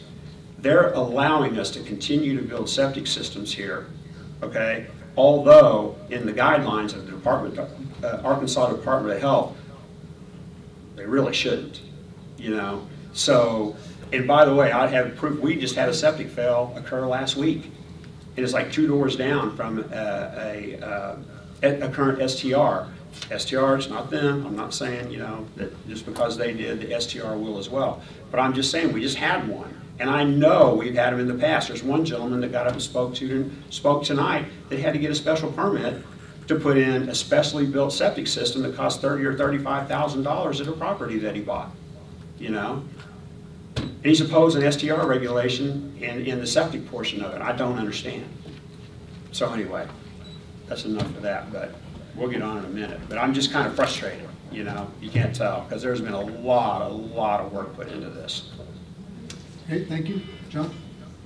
I'm not going to say a lot because we're going to cover all this. I was very affected by the recent email we got from the fire chief about the need to have safety inspections, and I've been kind of constantly looking for ways to give the owner-occupied, in particular, a break. And I asked the chief specifically, you think the owner-occupied should have the inspection on the fire side of things also? And he said yes. That was just shortly before this meeting. And, you know, I've been traveling around the community a lot, talking to a lot of people. And it's interesting that some people live right next to a short-term rental and they're fine with it. And some, it's just a disaster, and it seems to have a lot to do with the owner of the short-term rental and how they act and how they communicate. And in particular, the corporations from out of state, the further out of state they are, the worse it is as far as communication. But Doug's right, there's a lot of people that want something done, and they want it done quickly, not months from now. A lot of people. They don't all show up here and talk, but they're, I've heard from a lot of them. Okay, anyone else? Larry? I guess a couple of thoughts. When we talk about regulation of STRs, I've got numerous emails from property owners of STRs saying, we are not against regulations. We are against regulations that are unreasonable and restrictive. And I tend to agree with that thought, which has been my goal in supporting some regulation. First of all, we need to address the issue that we have an activity in the city that's been brought to the council's attention about improper usage or illegal usage because it's not provided for in our zoning code. Now you can say, well, how come? We did address bed and breakfast because it was a separate issue. When the city created their planning and zoning codes, it was known about. Vacation rentals managed the short-term and long-term rental properties that were here for the most part. There wasn't, I don't believe, an Airbnb and a VRBO and a few others at that time, way back at the beginning of Cooper's development here. The vacation rental program appeared to manage and oversee the properties they were assigned to, that they took on, responsibly, and we didn't hear or see any problems about noise, about debris, about garbage, about parking. There weren't problems like that brought to our attention. It's happened since they've closed down. And there's a change in the short-term rental program, if you will, in terms of how it's done. The reason this is before us is, in my view, is because we've had some irresponsible owners not managing their property well or carefully.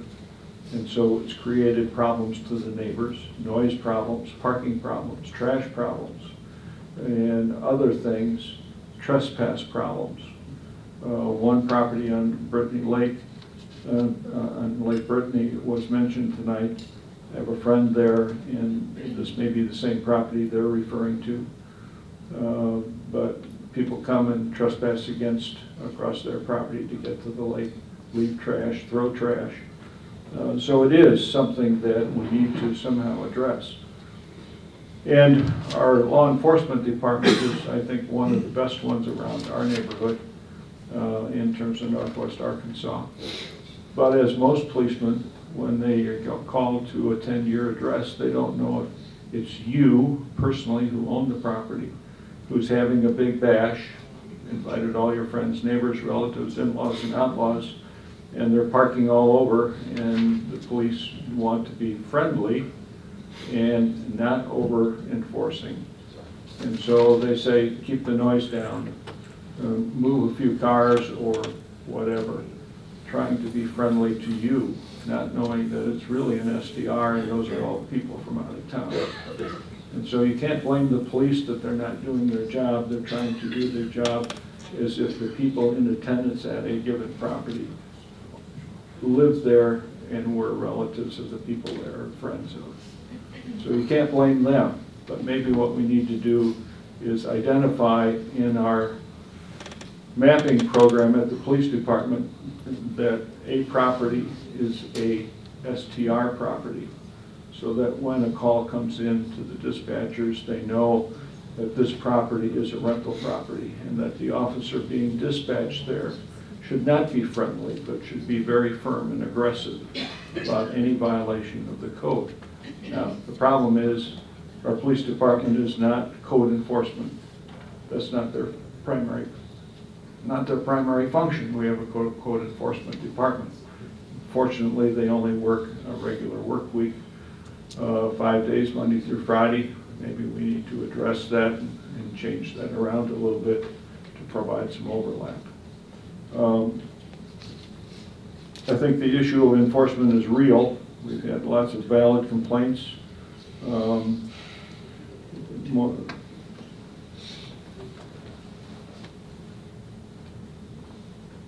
concur that the owners, there are certain provisions that don't belong in this ordinance. I support and concur with the property owners that certain provisions don't belong in this ordinance. Provisions relating to the septic system particularly, other than maybe inventory or information about what's there to validate the capacity for that particular property. Regulations pertaining to the septic system, if there are any, needs to be handled directly in a separate ordinance. Thank you. Little clarification. You said, people said, how long you've been here and how long. I've been here since 1977. Why vacation rentals looked like angels all those years is because there were hardly any other houses other than those here. So nobody was complaining and they looked really good. Plus, within less than 20 years, look at what happened to our population. And those who were coming down for vacation rentals those years back were usually retirees looking for a place to hang out because that's how they got here in the first place. Whole different clientele was coming down back then than what's coming now. And just look at your demographics in the city here in the last 10 years. So the vacation rentals did a good job, but they weren't saints. Trust me. Anybody else? Steve? I'll hold until we get to the agenda. Okay. All righty. We'll move on to action on the minutes. Are there any errors or omissions? Mayor Christie, I did hear from two tonight that were noted, quoted, or paraphrased, I should say is the right word, in the minutes.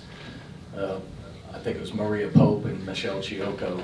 Both of them took exception to a comment made or a statement or a paraphrase in there about profit. And I think we just strike the sentence in each of those that has the word profit in it. I think that would meet them where they prefer to be met. Not to say that anybody made a mistake necessarily, just to say they'd like that cleaned up, and we can do that pretty easily. So I don't know if that requires an amendment to a motion to amend the minutes, or it does. Make a motion to amend the minutes in both of those cases, just to strike the sentence. The one of Maria Pope says profitability, and Michelle Chioco says uses the word profit. And I think those comments still hold up. We have a motion on the table from Mr. Burke, seconded by Mr. Wilms. Any further discussion? Roll call. Okay, roll call vote on this amendment. Councilmember Wozniak? Yes. Flynn? Yes. Fowler? Yes. Burke? Yes. Wilms? Yes. Snow? Yes. Carried. If I may say so, our city clerk should be commended for the job that he does in tracking our minutes. I know it's very difficult to try to accurately record or phrase what everyone has to say. It is indeed. Good point, Jerry. Thank you. Okay, thank you. Are there any other errors or omissions? Seeing none, I'd entertain a motion to approve as amended. So moved. Second. Any further? Roll call, please. Fowler and Waz? Okay. Yes. Okay, roll call again. Councilmember Snow? Yes. Wilms? Yes. Burke? Yes. Fowler? Yes. Flynn? Yes. Wozniak? Yes. Carried. Thank you. The next we go on to the September 2022 financial report that was issued by Finance Director Hall. We continue to be in very good shape financially. And we continue our work on the 2023 budget. We will have a special work session on the budget, I believe December 5th, that Mr. Jerkson sent out to you. If you have any questions on the budget or on the financials, you can contact me or you can contact Director Hall. Okay, I'd entertain a motion to suspend the rules of order and procedure to allow all ordinances on the agenda to be read by title only. So moved. Second. Okay, roll call. Councilmember Snow? Yes. Fowler? Yes. Burke? Yes. Wilms? Yes. Wozniak? Yes. Flynn? Yes. Carried, 6-0. Okay, we have some unfinished business. The first is an ordinance amending Chapter 109 zoning of the Code of Ordinances of the City of Bella Vista to define short-term rentals, to provide for inclusion of short-term rental uses within the table of uses, to determine the short-term rental usage as of right or a conditional use permit within particular zones and for other purposes. This was tabled from the June meeting. This is the first reading. If you remember, this has to pair with whatever ordinance you're going to have on the regulation side. Yeah, Mayor, Jason, I want a point of personal privilege, but I'd like to have Taylor come up and speak to what this is so the audience understands and the residents at large. Taylor, what, amending the code of ordinances and what we're doing here. Okay. She will be able to speak to this more eloquently than me. Taylor? Okay, yeah. Back in June, this had a public hearing with the Planning Commission. So any type of regulation that is regulating a land use, planning would appreciate the use chart to be updated with that proposed regulation. And the Planning Commission recommended approval of adding then to be by right in all residential and commercial zones. And then conditionally in the P1, which is conservation, which typically isn't development related anyway. There's not even a dwelling regulation in there because there's not supposed to be anyone living in the P1 conservation. So we did conditional in that one. And then with the A1 agricultural, we have one lot that's zoned as A1 in Bella Vista, and the district purpose for that zone is animals central. So raising animals, horticulture, crops, that kind of thing. And again, not really dwelling related, is it's really only supposed to have a dwelling if it does have one for every 5 acres. So a really, really, really small density. So again, we went conditional with that to meet that district purpose. And then of course the residential form-wise, most of these STRs form meet that of a single family house. However, the land use is a little bit more commercial in nature, so again, meeting that intent of the commercial zone. So justifying the by right in those two areas of the code. Okay, are there any questions? Well, I don't know if this is a question for Taylor. So should we pass this or wait and see what else we're passing? Well, this is just a first reading. Yeah. So it'll, sorry, Jason, go ahead. This is the first reading, and, Yeah. so we need to address these in land use, in the table of uses in some way. Whether you end up doing any regulations that you've proposed so far or that may come in the future, whether you do or whether you don't, we do need to address it in the zoning code. So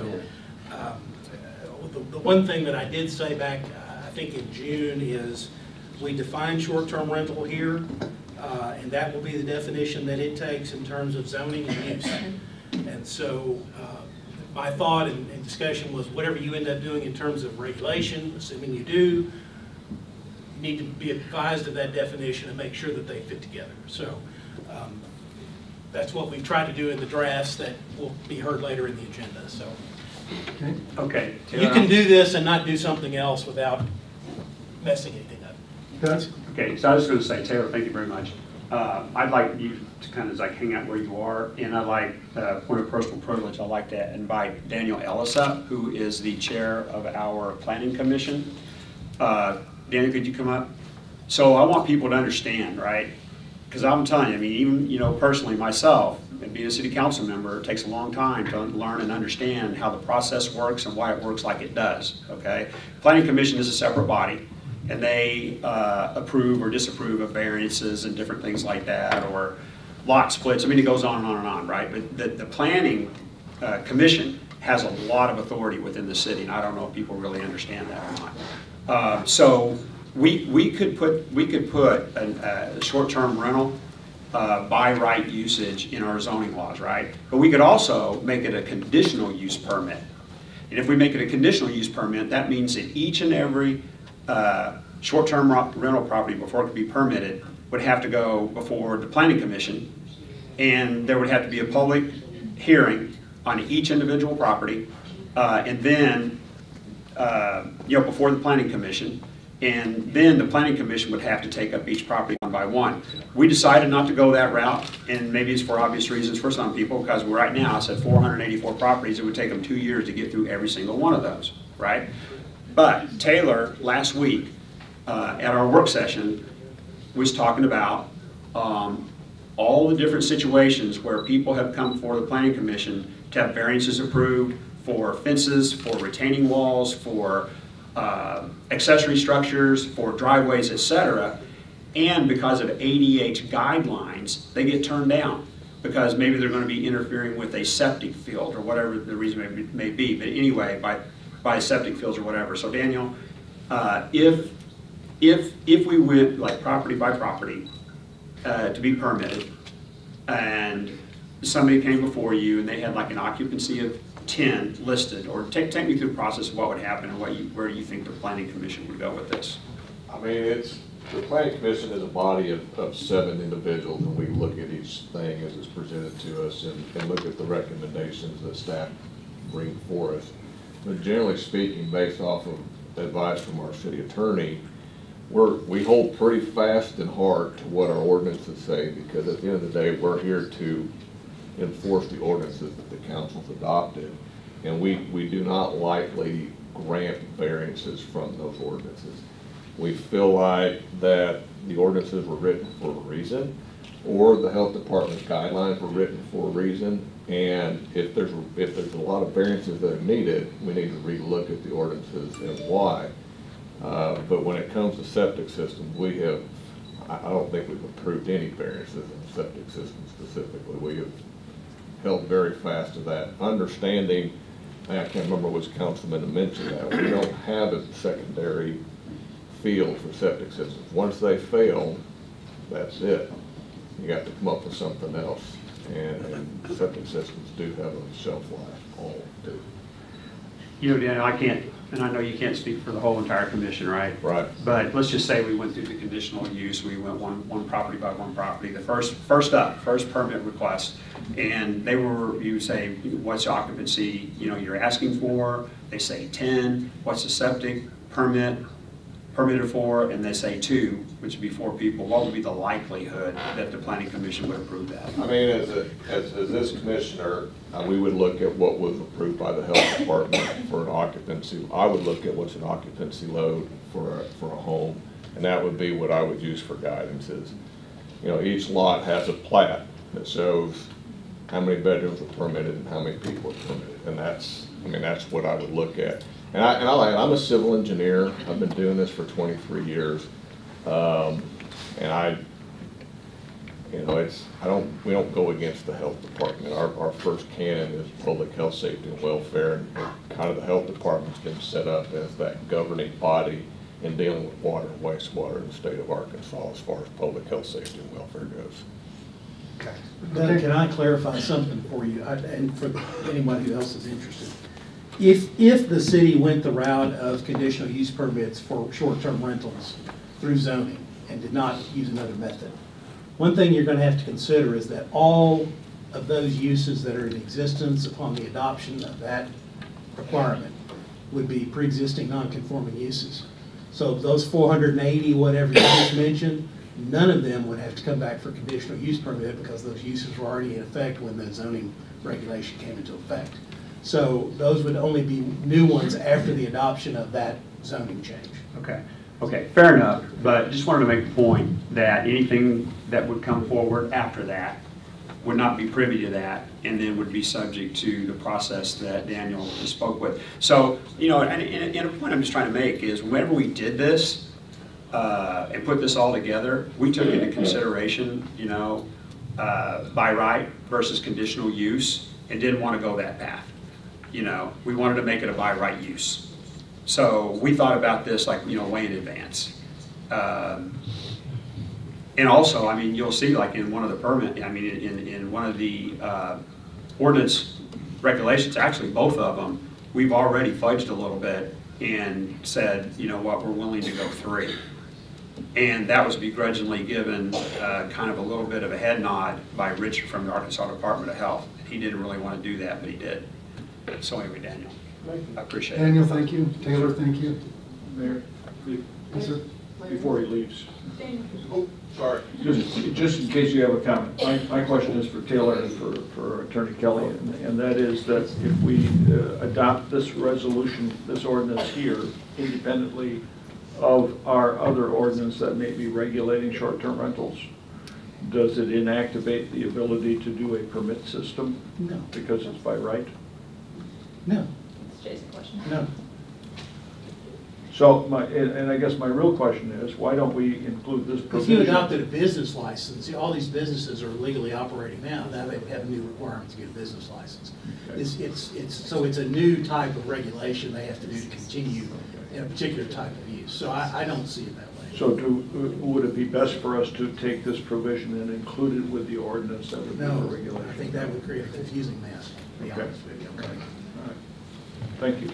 I can add one thing on the schedule of uses. That's like the one thing that as commissioners, we take from the council that tells us how to review a project when it comes in. If there's nothing in there, then that leaves ambiguity for us to try to understand what the council's intentions are. So at the very least, just clarifying if short-term rentals are allowed in a zoning classification or not, or what's required for it, would be a huge benefit to the commission of just reviewing projects as they come forward. For clarification, I'm not disagreeing with him passing that rule. I'm only saying, should it be a standalone or should it be a part of the ordinance dealing with SDRs in itself? Yes. Okay, Thank you, Daniel. Kayla. Thanks. Okay, so that was the first reading. We'll go on to item B on the agenda, which is another ordinance regulating short-term rentals to provide for the requirement of a permit to operate a short-term rental, to provide a process for revocation of a short-term rental permit, to provide safety inspection requirements for short-term rentals, to provide occupancy limits for short-term rentals, and providing penalties for violations and for other purposes. This was tabled from June. This was Mr. Fowler's original proposition. Much has changed since then. Move we table. So it's tabled Indefinitely. Indefinitely. Indefinitely, right. Second. Okay, you've got your choice, Mr. Flynn or Mr. Wilms. As second. Any discussion? Seeing none, roll call, please. All right. Councilmember Burke. Yes.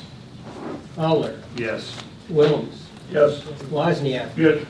Flynn. Yes. Snow. Yes. Carried. Okay, so what we've just done, because I see some confusing looks, is we have so many of these on the books. All of them are no longer relevant. So this one was from June. The verbiage has changed quite a bit. So it's no longer something that we wish to consider.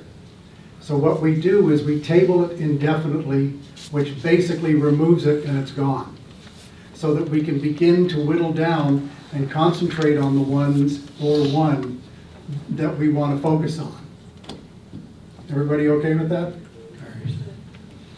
Okay, the next one is item C on the agenda, regulating short-term rentals to provide for the requirement of a permit to operate a short-term rental, to provide a process for revocation of a short-term rental permit, to provide safety and on-site septic inspection requirements for short-term rentals, to provide occupancy limits for short-term rentals, providing penalties for violation for other purposes. This is a new one that Mr. Fowler brought. It's tabled from September, and this is the one that people have referred to at the work session last Monday, where we spent 2 hours going through it line by line and comparing it to Mr. Burke's. Mayor, that was first reading, so just for the Yes, record. so that what I've just done is given it the first reading. Before they can become, or an ordinance becomes law, it has to have 3 readings. Usually it's 3 consecutive council meetings. It can be sped up if council wishes to do so. But this is the first reading for this. So now, if you note on your agenda, it says see attachments, attached amendments. Okay, there are 2. There is the consensus agreement, amendment, that pulls together all the changes that we made at the work session last Monday. Okay, that's the first one. Then there's a second one by Mr. Flynn, and there's a third one that was put into your packet tonight by Mr. Fowler. So let's. Well, the first one. There needs to be a motion to adopt the consensus amendment. Yeah, that's what I was getting ready to do. So let's go ahead and clean that up right now. Okay, right? so you're moving it? Yes, I'd like a motion to adopt the consensus amendment that we created during the work session last Monday. This is just to amend the proposal, it's not final adoption. Right. Just so you can get this consensus amendment in front of you for debate discussion. Okay, do I have a second? Mayor, I have a motion. No, just a second. Let's get to the second first, okay? Anybody going to second this? Well, I'll second it. Okay, Mr. Flynn. So we can discuss it. Right.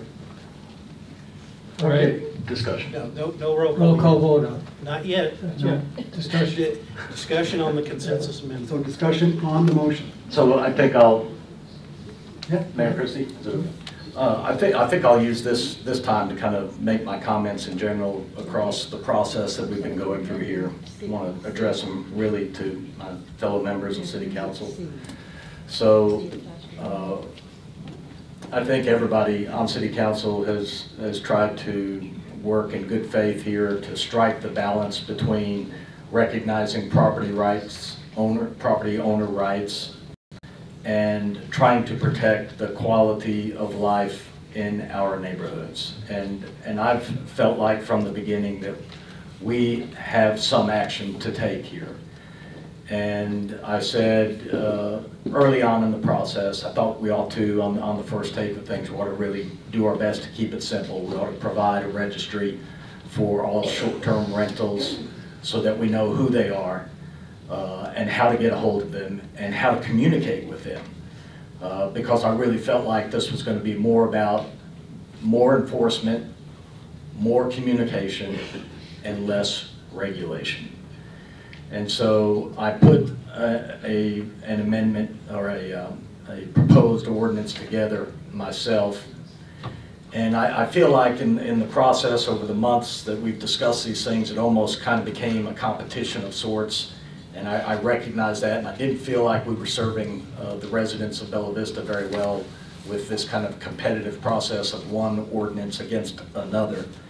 And so I kind of changed my tone of things, and I said to my fellow city councilors, I'm not here to win, I'm here to offer you an alternative that is simpler, more straightforward, a first take, if you will, that could be modified in the future if we felt like the need was there. And so it does call for a permitting process. It does not require this mapping of septic capacity to occupancy limits. I think that's troublesome. I think it's going to be difficult to enforce. These are things that have been said before. That's why I've suggested, in listening to the residents, a flat cap on the number of short-term rentals, not just to address septic capacity concerns, but to address the number of people that might be rolling up in the neighborhood every week, week in and week out, and the effect that that can have on the community. And so that's why I just thought, just put a flat cap on it, and that will help us manage, again, the kind of the impact that these things are having on some of our communities. And so that was kind of a concession, if you will, a move towards trying to accommodate some of the concerns that I've heard from other city councilors. And so on this past Monday night, realizing, you know, that these competing ordinances have created somewhat of a stalemate, that the time became necessary for us to really give every city councilor the opportunity to go through each of the ordinances point by point and make their preference for those things known as we went through it. And we did that. We had a 3.5-hour meeting on work session on Monday night. And it was, as somebody said, arduous. I thought that was a great description of it. And we went through this process. And frankly, I was surprised in some cases that, it ended up the way that it did. But these amendments, the amendment that we're discussing right now, I think there are some improvements in there. For me, I'm going to support the amendment, and then I'm going to turn around, and I'm sorry, this is how sausage is made sometimes. I won't support the proposed resolution. And it's okay if I'm in the minority on that. That'll be up to the other city councilors. But my approach to this is still available to you guys. If you feel like, from what you've heard over the previous months and what you've heard tonight, if the better approach to this is, let's keep it simple on the first take. We can come back. We can come back and manage septic capacity across the town. And one of the things that we've already begun is this communication program from the city to all of us who own properties on septic, so that we're all educated and that we all have a sense of what our responsibilities are when we own a property that manages sewage by a local septic system. So we can do that. Other things can be added to the amendment as we go. We don't have to eat the steak all in one bite here. We can get started. We can require the permitting process to begin. And that's why mine is there. It's still there for you guys tonight. That's how I'm going to approach things. And I'm okay with what the outcome is. I trust your judgment. As I say, I think everybody's operating in good faith, trying to do the right thing. We may not agree on the best way to do it. That's why we have a city council. Okay, so just to be clear, you have two on here. Yeah. And one was tabled from September. Right. And the other one is a new one for this meeting. So. Well, it's not a new one. Yeah, it was the one that we worked through in the work session. Correct. So just to be clear, yes. When you say that you're going to refer to yours, is it when D? it comes up. Right, is it D? I'll withdraw the first one as we've done. So we'll table that one It's indefinitely. obsolete at this point, yes. I'll move to table that one indefinitely. That motion's out of order at this point. That's right. I didn't mean to move. I said that's what I'm going to do. So when we get there. Just to work through the process. When we get there, then Yes, you sir. can do it. Yes, sir. Okay. All right, so we're still concentrating on C. Which is the amendment. Yeah, we're Correct. concentrating on the amendment. Consensus amendment. On the consensus amendment. Mayor, at this point, any further debate on the consensus amendment, and then we would have a vote after that. Correct. And then I think, just to try to help, once you make a decision on the consensus amendment, Mayor, I think Mr. Snow wants to make a motion. And it probably would help if you heard that at that time before we. Yes, I agree. Okay. So let's stick with what we've got here. Tim, do you Okay, have something? my question to Steve is, Monday we went through point by point.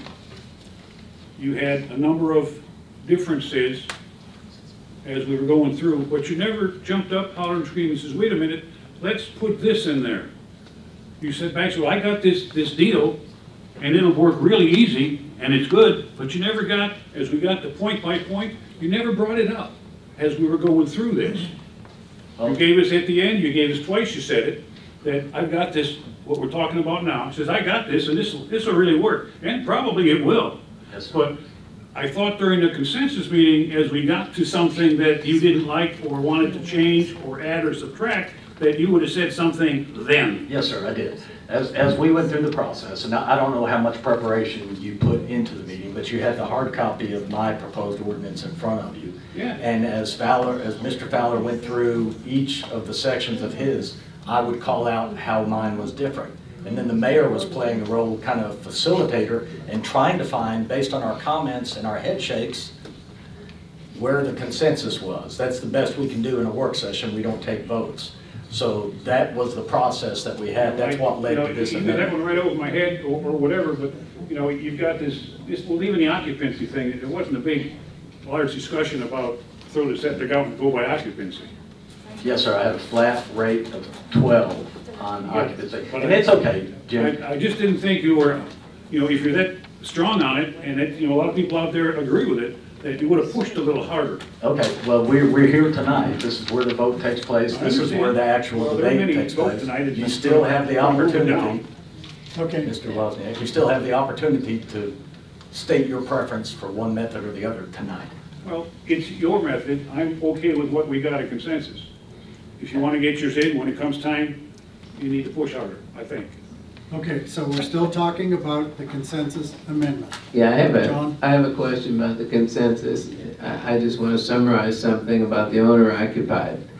So I think the way this reads, the owner occupied does not count in the 600, so they don't have to worry about that. But I think they do have to have an inspection, and they do have to have the septic.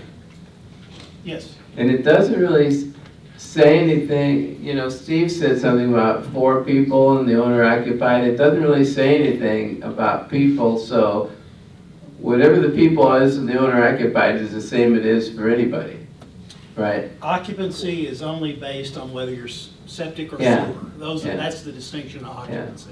Has nothing to do with owner occupied or non-owner occupied. Yeah, that's what I meant to say. The only thing I thought of, and I guess this is clear, I'm not positive. Okay, so let's say it's owner occupied, we're talking about how many people you can have. But there's one or two people live, let's say there's a husband and wife living there, those two have to count, right? I mean, is that clear? I mean, is that? Well, it's,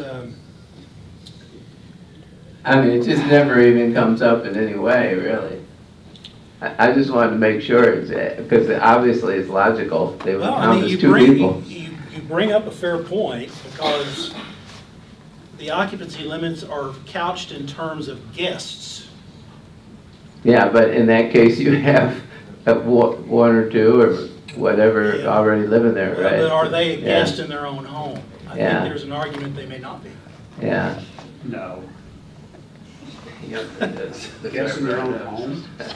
No, they're Well, not. I'll say That's what I'm this. saying. So then they don't count. Yes, gentlemen.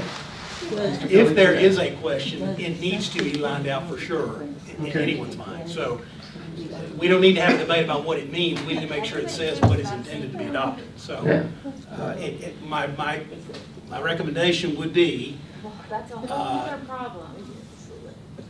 if don't let that issue get us away from this consensus approach, and then we can go back and look at that further. Sure. If we need to. I agree. As with your other situation as well. See, this is only the first reading. Okay, you can go back and change it. Okay, anybody else? Okay, roll call. Okay, this is on the adopting the consensus amendment. To item C. Right. Councilmember Snow. I'm sorry, all of this discussion, we are voting on just on the consensus amendment. Correct, that's it. To replace the original C. Yes. It's an amendment to C, which is a substitute. Right. No. Right. Councilmember Flynn. Yes. Wozniak. No. Wilms. No. Fowler. Yes. Earl. Yes. Mayor, you may choose to vote in favor if you so desire. Yes, because that's what we agreed to. So the consensus amendment Okay. the proposal is amended, Mayor. And so now it's still on first reading. You have to read it again. And I believe Mr. Snow has a motion he wants to make. I'm trying to direct traffic. I'm not trying to tell you what to do. I just know there's a lot of things happening. All right, Mr. Snow, what's up? Thank you, sir. Well, we've heard a lot of discussion here tonight, a tremendous amount of discussion. I think there's a lot of issues that we have not resolved as yet. A lady brought up an issue tonight, I think, that hasn't been resolved, and that's a density in a particular area. So I am proposing, and another one part is the economic impact.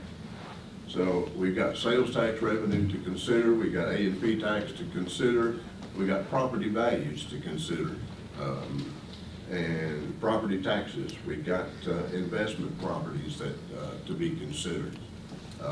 We've got people who bought properties in Bella Vista whenever they may have been a two-bedroom house or a two-bedroom septic, but through prior to their purchase of that home has been expanded to now it's a four-bedroom house on a two-bedroom system.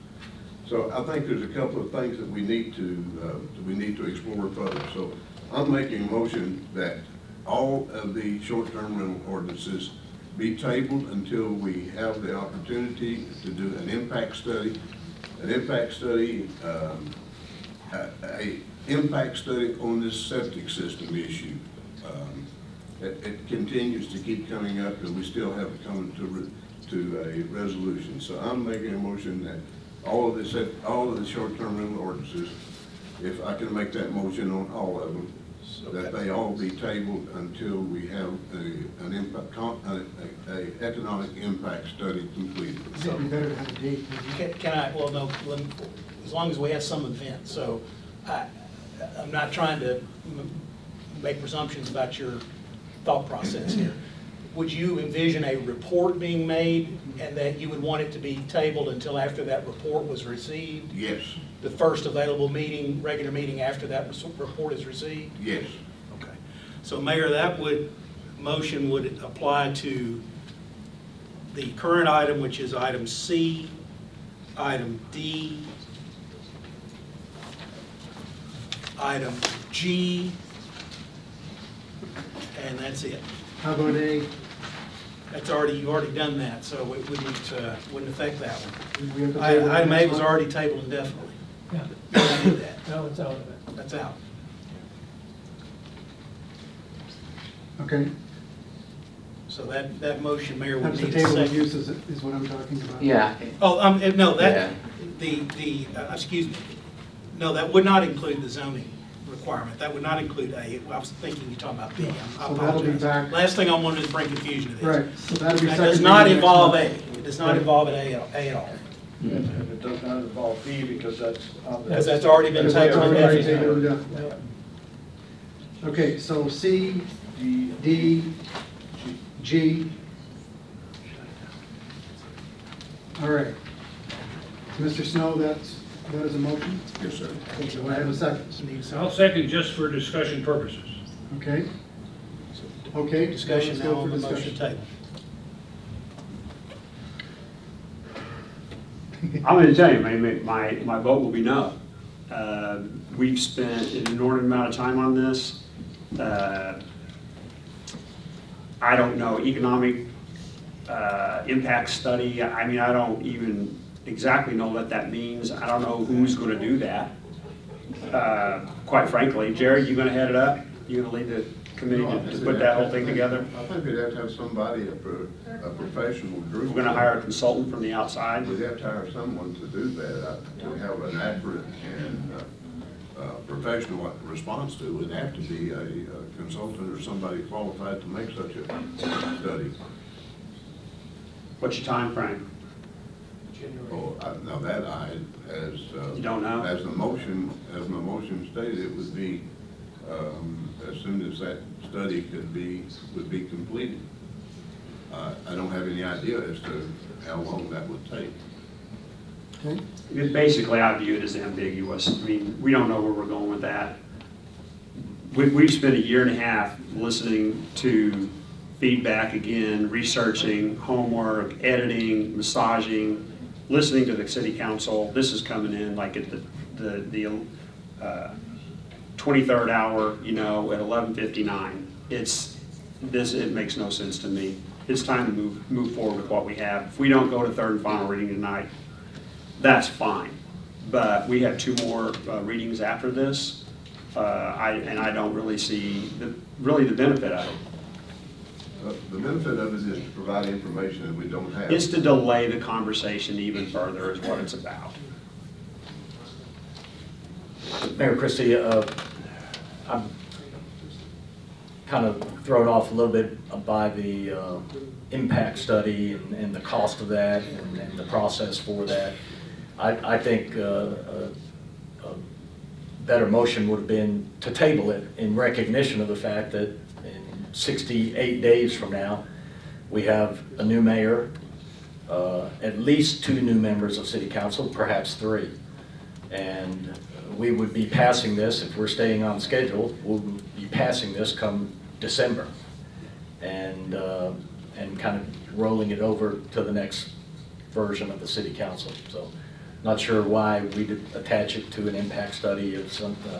I also don't have a feel for that. It wasn't discussed in the work session. It's not something that that I feel support for. John, do you have anything? Well, you made a good point that if we feel like we need a little more time, and we're just on first reading, I don't see a need to, have some kind of special study or anything on the economic side. The dollars that were quoted, which I think are accurate, according to my math, that's like 5%. I'm talking about the sales and use tax. It's 5% of our total sales and use tax. 143 divided by 3.3 million. So I mean, there's an economic impact to pretty much everything you do, but, you know, 5% of the revenue, and it's not all going away, so. Larry, anything?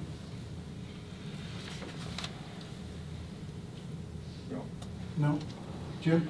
No, I'm good. You know, before we go down the path, so Taylor just provided this to me, and I think I've seen it before. It's the National League of Cities. Short-term rental regulations, a guide for local governments.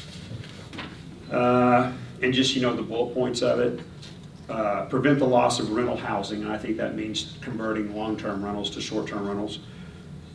Slow or prevent the overgrowth of STRs, combat displacement, preserve the residential quality of neighborhoods, balance the needs and rights of property owners and neighbors, ensure health and safety of guests and residents, capture tax revenue, support tourism in a balanced way, and allow for economic gain for residents.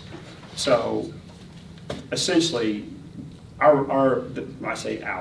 the ordinance that has my name on it basically touches on every one of those points.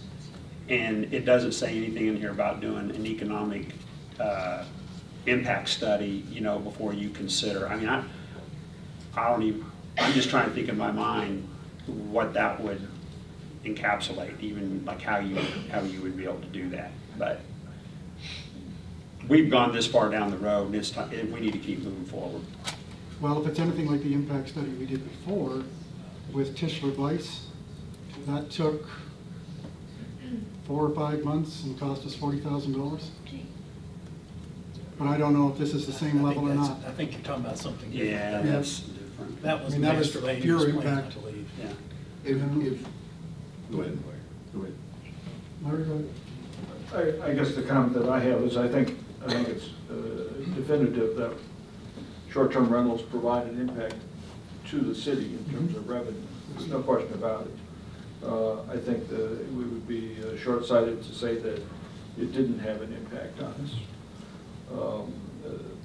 The reality is that we have situations where owners may be irresponsible in terms of how they manage the property, and it results in conflicts with the adjacent neighbors who are permanent residents here. And so some form of regulation is warranted. The question is, to what extent do we regulate? And that's where the balance is that I think is a difficult thing for all of us. I think Mr. Fowler addressed the National League of Cities, and they're looking at cities across the nation about the issues that are of concern in every state, notwithstanding what we have here in Bella Vista. So. Okay. You talk about the impact study and what it would consist of. We've heard people talk tonight, number one, about the concern about the density. We haven't addressed that in any manner as to what like in particular, one particular lady has lives in a condo, and she's now been surrounded by short-term rentals. She's in a position now of wanting to, she's been a resident of Bella Vista for some 20-something years now. She wants to leave because she's surrounded. We've eliminated the sandwiching provision that was originally discussed. We've heard people here tonight talk about the economic impact to them and to their families. These are responsible short-term rental owners who try to operate their properties in a responsible manner. So now then we're going to punish them because of 3 or 4 different individuals or 3 or 4 different property owners, which sometimes seems to be the case. We punish everybody for the actions of a few. But the property values, what does a short-term rental or a number of short-term rentals in the neighborhood, what does that do, if anything, to the property values of those permanent residents who live there? What does that do to them? Does it affect them in any manner? Do we need to go back and look at this as from the standpoint of, again, from density in the neighborhood, from a variety of other areas other than simply what we have how we're approaching it now. Sales tax revenue. You know, I would suggest to you, I think what you're really describing is tabling it for, I don't know how long. But I think you're talking about what Mr. Kelly talked about, you know, when we did with the septic, which was something I mentioned many months ago. Yes. Is getting back to what this gentleman said is, look, let's get all parties together and talk about exactly what you're trying to, I think, expound upon, which is what's the impact on the residents, what's the impact on the STR owners, how do we make it better, et cetera, et cetera. Is that what I'm really hearing? Yes, I think that's a good summary of what I'm trying to get at. Yes. Okay. So then you've already put in there in your resolution, or excuse me, your motion, is that you want to wait until such time as an impact study is complete. I'm not sure that's what you're really saying. I think what you're really saying is until there is some sort of ordinance that everybody can stand up, all the various stakeholders can stand up and say, I support it. Similar as to what we did on the septic. Thank you, Mr. Mayor. Okay, I think that's what I'm hearing. That's not a workable motion to table, Mayor. And what the motion that's on the table is Right, workable. is to table. No, but that motion is workable. But if it's a motion until we have people that agree on a, No, I think what I'm suggesting is let's not pass this resolution if someone is willing to bring a motion to the table talking about what I just described, and then we can talk about that. We can do that. I'll tell you, it's going to be a road to nowhere. Well, I mean, until we decide to completely ignore the Arkansas Department of Health guidelines on septic permits and the persons allowed per bedroom, until we decide to completely ignore that, not pay any attention to it, turn our back on it, there's a group of short-term rental owners that will never, ever accept anything we do until that happens. Let's have that discussion in a few minutes. Jerry has a resolution to table. he has a motion. Excuse me. He has a motion on the table, and we've got a second to table C, D, and G. Until such time as there is an impact until the first study. regular meeting, Right. after a report is received from an economic study regarding the topics of these ordinances. And I think the residents, I think the people that are short-term rental owners as well as other residents would have an opportunity to participate in that study. Okay, that's fine. Last comment. I think we overloaded the motion. It's confusing. A simple motion would have been table until January. That I could get behind. This, it's convoluted. You can try that. Just misstated, yeah. Okay, but that's the way that he wants it, okay? Understood. Where was the second? The second is mine. Okay. Now, everybody's agreeable. Let's vote on this. Okay? Wayne. Okay, this is on Mr. Snow's motion. Mr. Snow? Yes. Mr. Flynn? No. Mr. Wozniak? Yes. Mr. Wilms? No. Mr. Fowler? No. Mr. Burke? No. So motion fails. It fails. Okay. So now we're still on item C, as was amended by the consensus amendment. We're still on first reading. If somebody wants to make another motion, it would be in order, Mayor. Well, There's still another amendment. Well, there's two. yeah, there's another amendment. If someone wants to move that or move to say whatever, it's the will of the council. Well, I'd like to move the Flynn amendment. If somebody seconds it, I'll explain what it's about.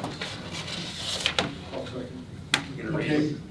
Mr. Wilms will second. Okay, it's in the packet. The point of this motion is some of the residents who are short-term owners express concern when we're having a maximum number that they might get beat out, that well, let's say 600, for example, which was in the proposal we've been looking at, they might get beat out, people from outside the city and corporations from out of state might, there'd be a rush and all 600 would be taken up. So the point of my amendment is that people who are citizens of Bella Vista and are short-term owners, they'd have a 30-day head start. For the first 30 days, only residents of Bella Vista, I think you used the term citizens actually in the amendment, could apply, so that they wouldn't be, I don't think they're going to get beat out anyway. I don't think we're going to hit that number right off, but it's to make sure that local people don't get, many of whom are already operating, don't get beat out on the maximum number. That's all it does. Okay, Jim? I would like, if we're gonna do that, instead of 30 days, make it 60 days. Okay, well, To we give can them come enough back. time. Okay, we can come back to that later. And then, well, anyhow, the reasoning being, I lose my thought. Did you want to give them more time? Well, I want to go from, 30 to 60. So the people here, and when they apply, all they have to do is apply to be counted in the original number. They don't have to go through the whole process. Once you put your name in the pot, you're good for your 60 days. Only if you're a Bella Vista resident? I think it should be wide open. Okay, that's not what the amendment is. No, I know, he wants to keep it local. Right, so there's a motion, is there a second? Yep. Yeah, it was moved by John and seconded by Larry. Okay, then discussion? Yeah. It seems absolutely useless to me. We have 480 active STRs today. The cap is either 600 or 750. It's useless. Okay. There's no run on permits. Jason, I mean, you reviewed this, right? I mean, your opinion is this is legal. I'm not gonna enter into my opinion about what you ought to do. No. Not what we should do. Putting Putting Bella Vista residents in line in front of. It's what the proposal that Mr. Flynn has brought forward is legal if you want to do it. Okay.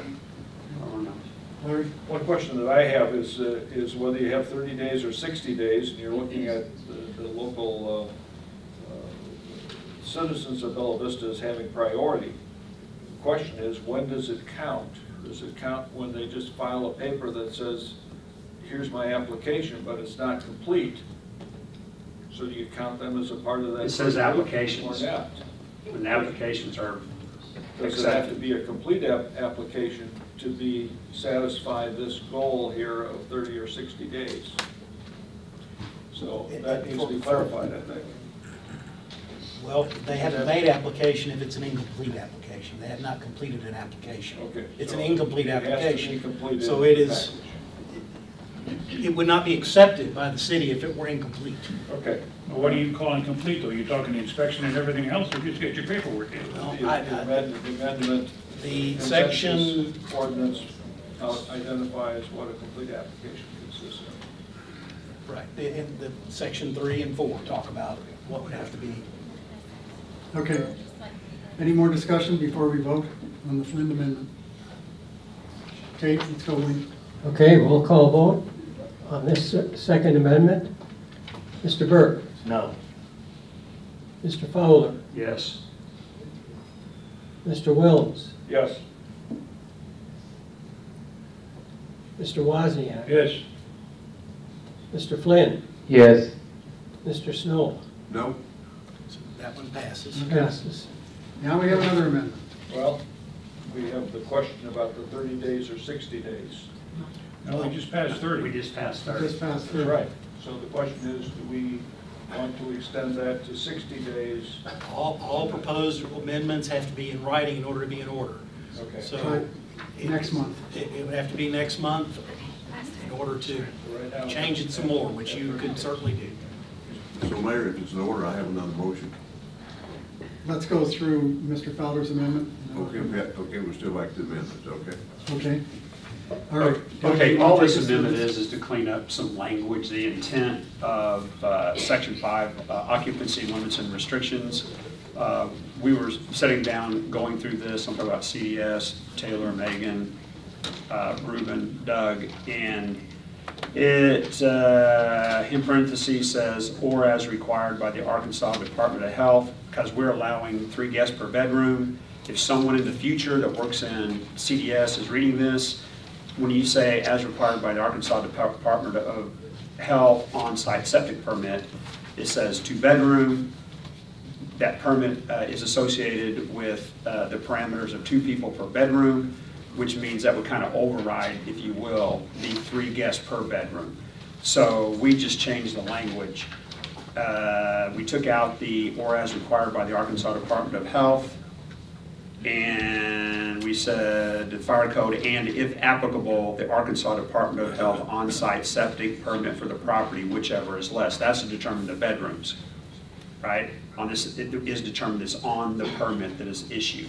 So it's basically just cleaning up the language of that. It doesn't change the intent at all. I drafted this to clarify the intent of what it says now, basically. Yeah. So. Okay. So that's all it is. You need to move to make. Yeah, I'd like to make a motion to approve this amendment. Second. Okay. Any more discussion? Okay, Wayne? Okay, Councilmember Snow. No. Councilmember Flynn. Yes. Wozniak. Yes. Wilms. Yes. Fowler. Yes. Burke. Yes. Carried, 5-1.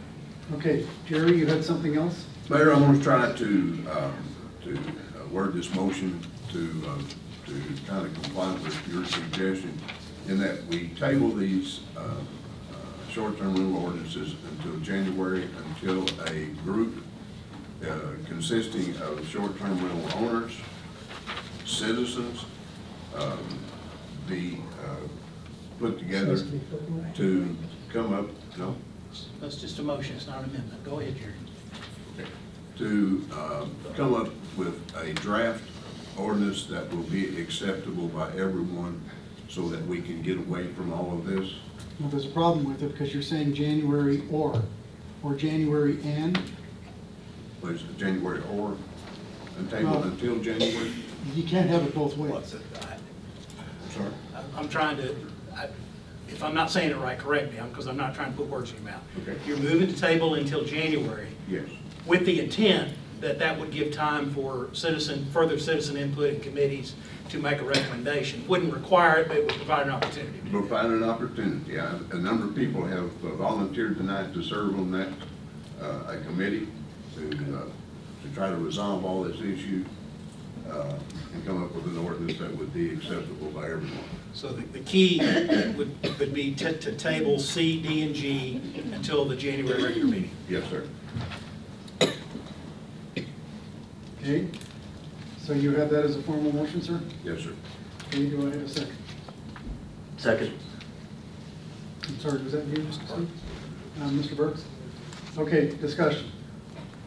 Well, sad part is, well, you're gonna get something worked out, but Jerry says that everybody's gonna agree with, that's a pipe dream. You're gonna end up with, you're gonna have to give quite a bit on both sides to make it happen. You're not gonna get both sides to go because you've got the live-ins, you've got the folks who, if we take them down from 10 or 12 people, or 14 or 16, depending on bedrooms, you're gonna take them down to 6 or 8. Nobody's gonna be happy. You're gonna have to hope for a consensus and try for the best, but good luck on that. And if you do make a committee, it's gotta be small enough so it doesn't get out of hand, because 6 of us can't get along, so what are you gonna do with 10 or 12? So, No, the only thing, it'll be a convoluted mess. I mean, good luck. You know, if everybody thinks you're gonna get all these people like in a room and you're gonna come to one agreement, and everybody's gonna, you know, you're gonna see unicorns and rainbows and you're gonna see kumbaya, it's not gonna happen. And we have already had a special session, then we had another 2-hour session with 6 people last Monday, okay? And I thought we would come in here, not necessarily pass this wholly tonight, that we'd be in a pretty good spot. Okay, where are we? So this group that you think, good luck, you better have the police there, you know, because People are going to have words, trust me. Are you even American? I don't agree. What? I don't agree. What? What kind of an Hey, attitude is is this that? guy, what'd you call me? I said, are you even an American? Oh, What good kind grief, of give me a attitude break. are you Nathaniel. bringing forth? That you Nathaniel. would not even Nathaniel. allow. Please remove him from the room. Sure, I'll go. That's, like I said, that type of attitude is horrible. Okay. Anybody else want to discuss? It's unreasonable.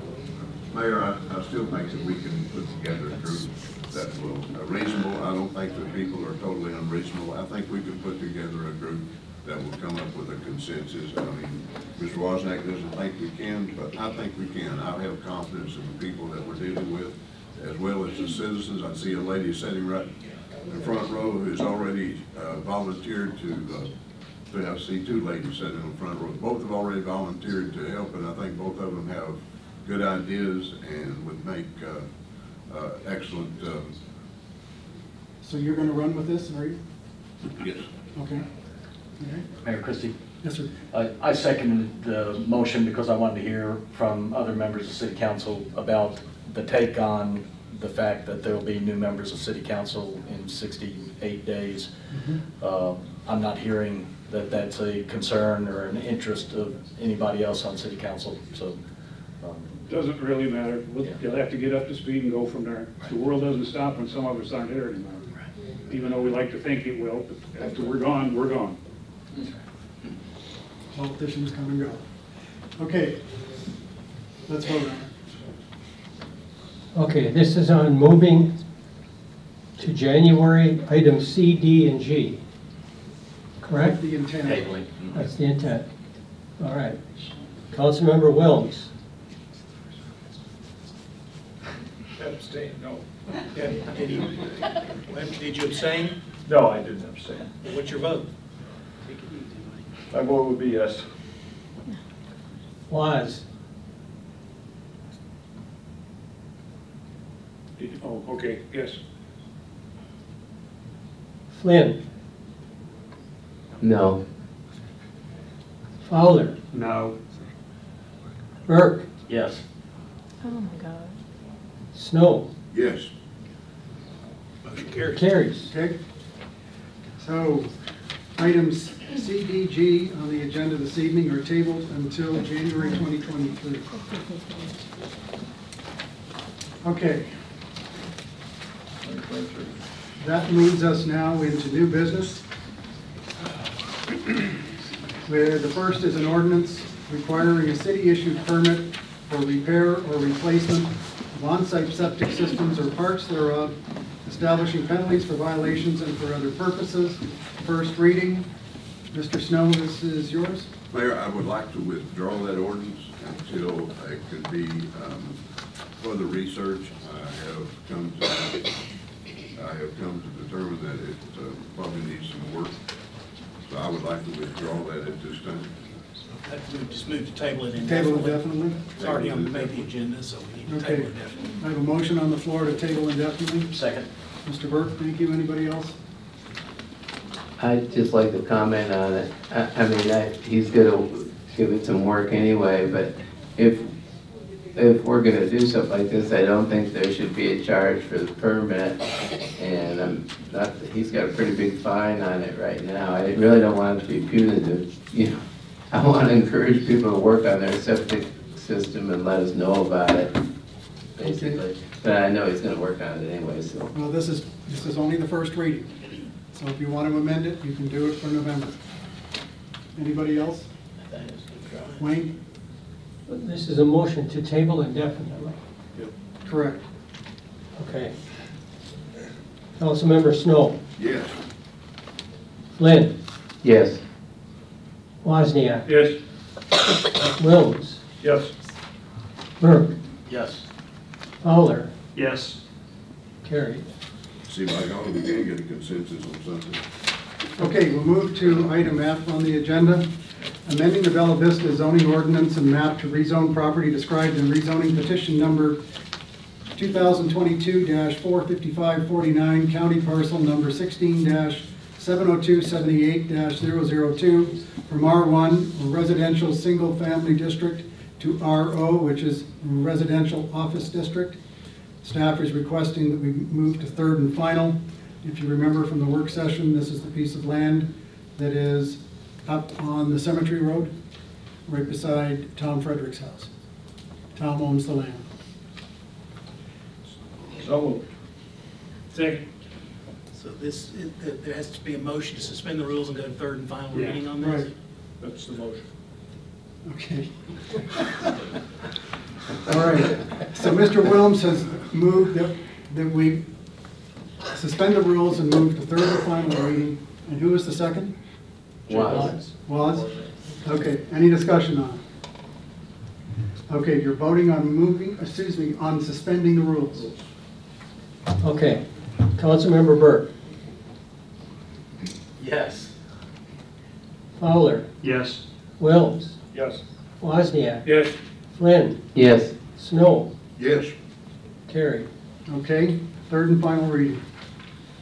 Amending the Bella Vista zoning ordinance and map to rezone property described in rezoning petition number 2022-45549, county parcel number 16-70278-002 from R1 residential single-family district to RO, which is residential office district.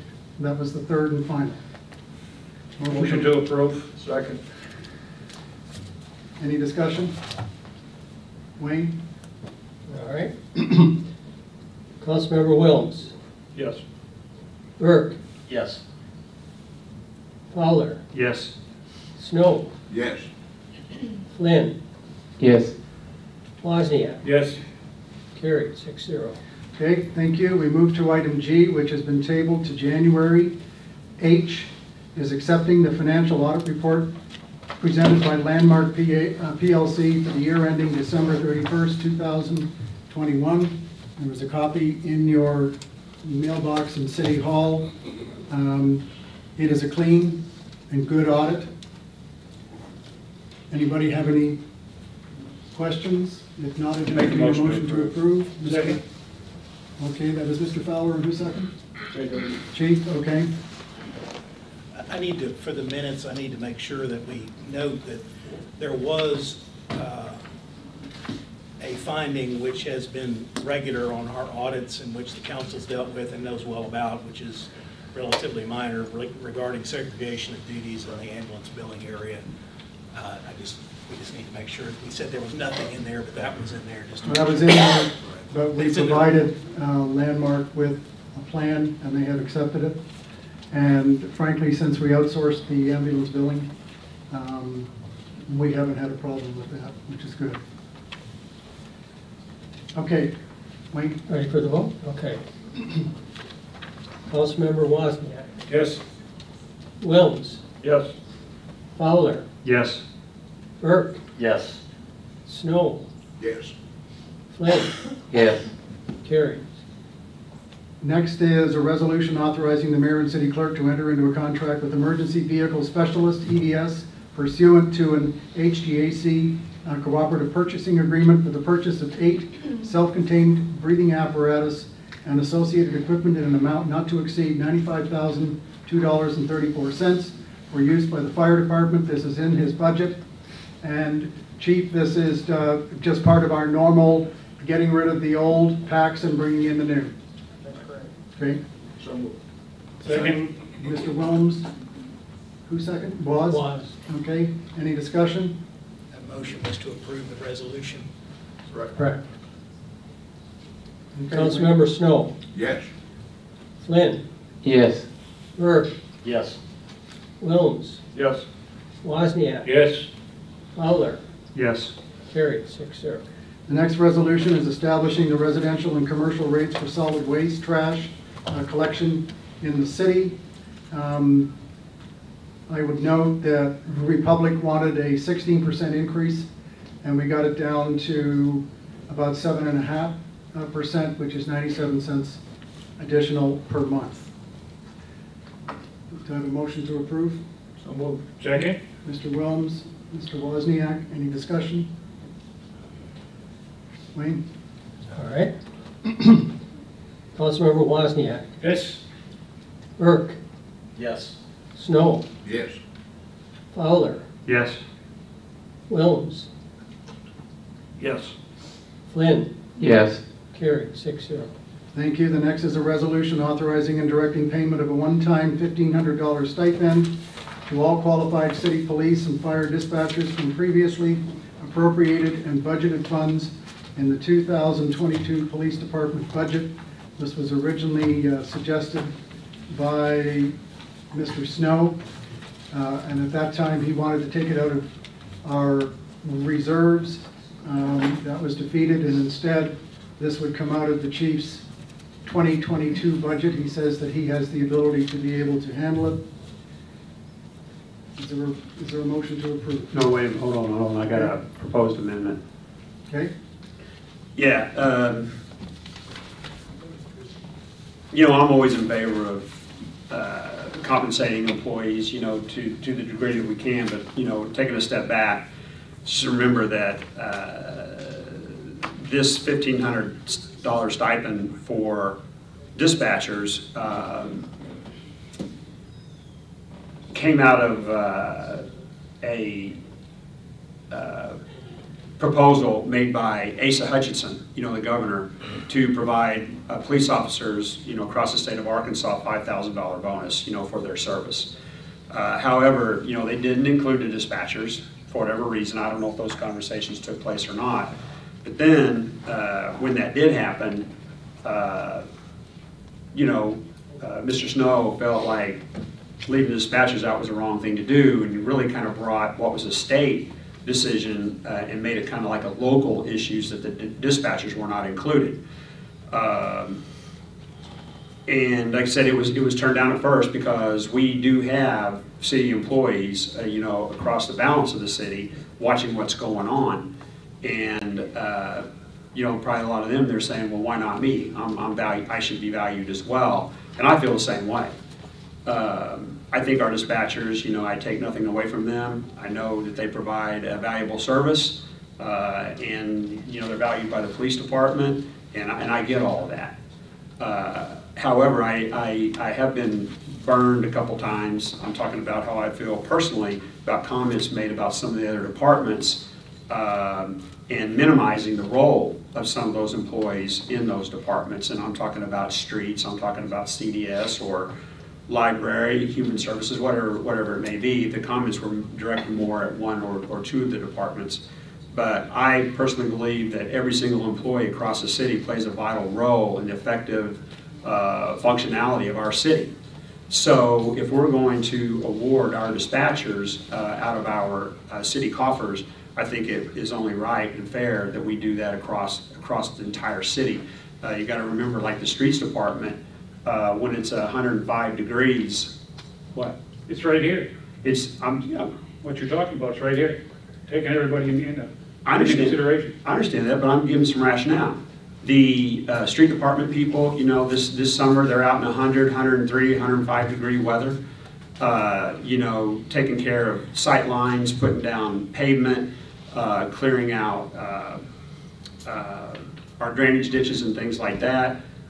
They're also out in the wintertime, you know, during the snow and the ice. They're spending the night at the street department so they can be in the vehicles and out all night long putting down sand, salt, clearing the roads for emergency vehicles, you know, so they can get through, clean them off so people can get to work or get to the doctor or whatever that might be. And it doesn't largely go recognized. It does by some people, but it's kind of one of those hidden benefits that, you know, that these employees provide. CDS department, for example, tonight, here they are, you know, this meeting's going until whatever time. They also have work sessions they have to attend at night, planning session, work sessions they have to attend at night, planning session meetings, they're all in the evening.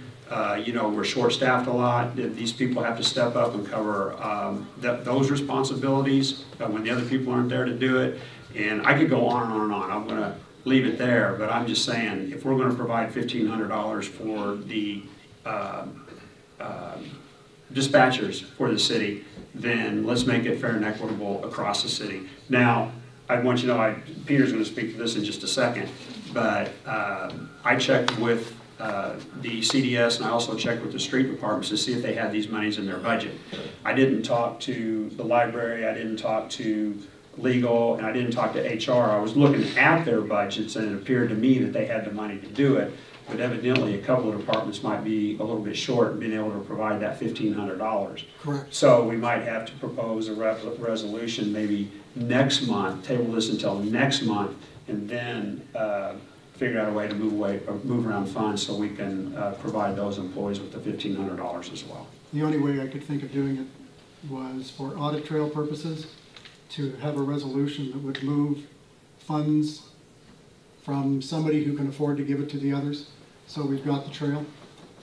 Well, if you recall, usually in December, you all consider a resolution to amend the budget to permit interdepartmental transfers so long as the total city budget is not exceeded.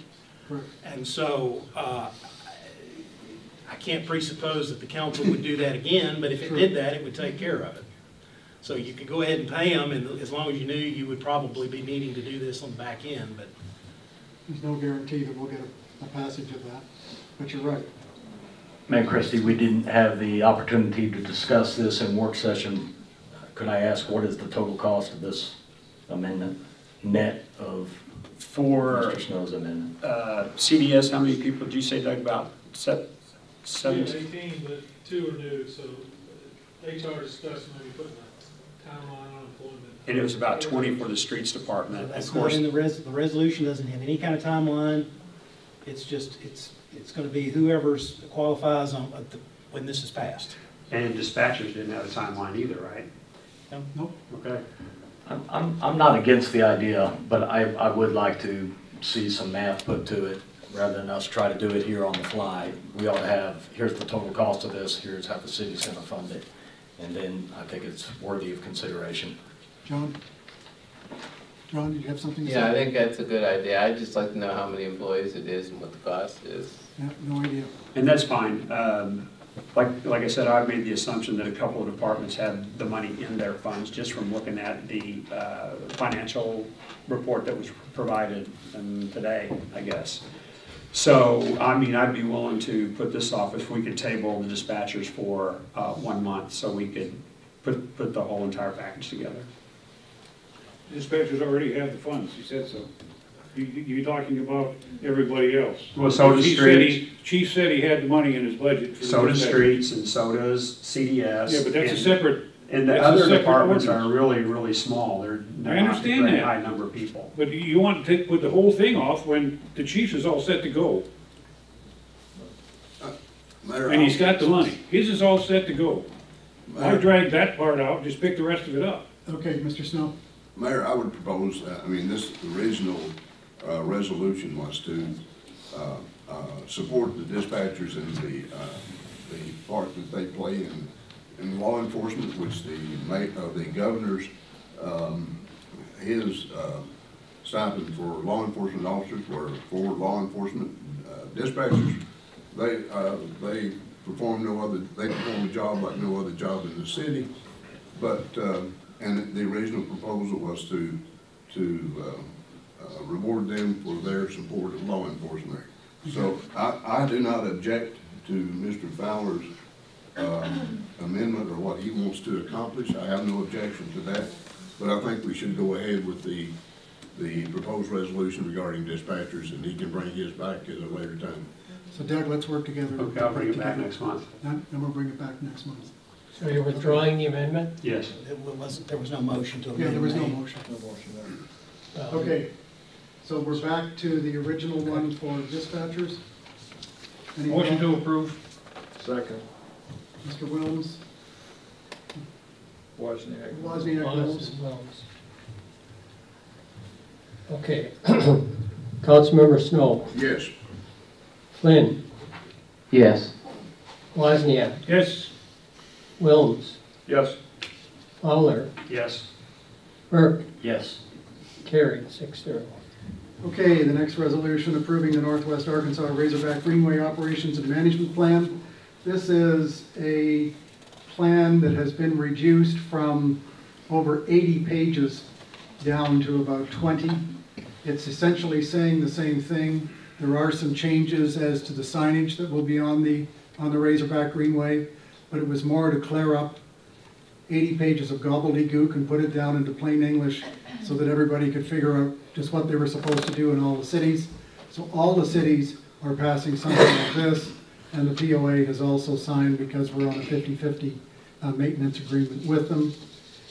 Is there any discussion at all? Move that we approve. Second. Mr. Snow and Mr. Flynn? All right. Councilmember Burke, Yes. Fowler, Yes. Wilms, Yes. Wozniak, Yes. Flynn, Yes. Snow, Yes. carried, 6-0. Okay, the next resolution is awarding bid and authorizing the mayor and city clerk to enter into a contract with First Star Exteriors in an amount not to exceed $147,703 for roof, gutter, and downspout replacement at the Bella Vista Public Library and amending the 2022 budget. So folks, this is how the library works. And this is not uncommon. There is a private Bella Vista Library Foundation. They own the building and they own the land. But in a agreement that was entered into soon after we became a city, the city took over the operations and maintenance. So when something fails, such as HVAC, roof, then we pick up the maintenance for it. We also purchase the books. We also pay the salaries and the benefits to the people that work in there. So we have a problem with the roof. It was first put on in 1997 when the building was built. I know absolutely nothing about metal roofs other than they tell me that the seams are splitting and because they were put on in some fashion that was used in 1997 that nobody uses anymore. So now we have water that's coming down and it's getting into the actual library. As you know, water flows wherever it's convenient and you can find a place to go. So we brought in some companies for bid. This is not the lowest bid, but the other bids did not include downspouts and gutters, which we had asked for, plus this bid has a 40-year warranty. The lowest one is a 30-year warranty. This is a better deal for the taxpayers. So that's where this is coming from. Make a motion to approve. Second. Mr. Fowler and Mr.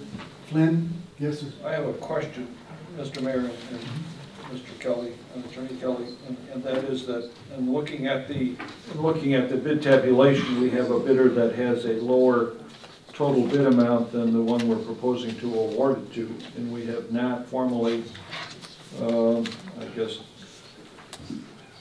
discredited the merit of that bid.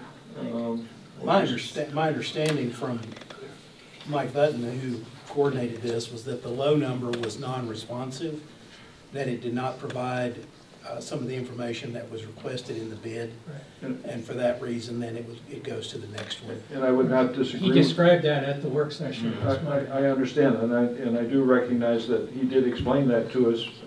My question for you is the legality of us awarding it to something other than the low bid when we haven't identified in this motion the disqualification of the lowest bid. You don't have to do that. We never We do don't that. have to do that? No. Okay, all right. Take the lowest bid I either. mean, the record is clear as to why it was not it's the lowest qualified bid, and so it became unqualified when it was not fully So do we say lowest qualified bid in our motion? That's what the law requires, that it be the lowest qualified bid. But the wording of the resolution is sufficient, I can tell you that, and it says, I think it probably just says, it doesn't say it's the lowest bid at all. It awards the bid to them in the amount of money and authorizes the contract. And the reason for that is because it is the lowest qualified bid. So if you look in the memorandum, Mr. Wilms, Guarantee Roofing is the lowest bidder for the total bid package. The difference between the total bid packages is $3,963.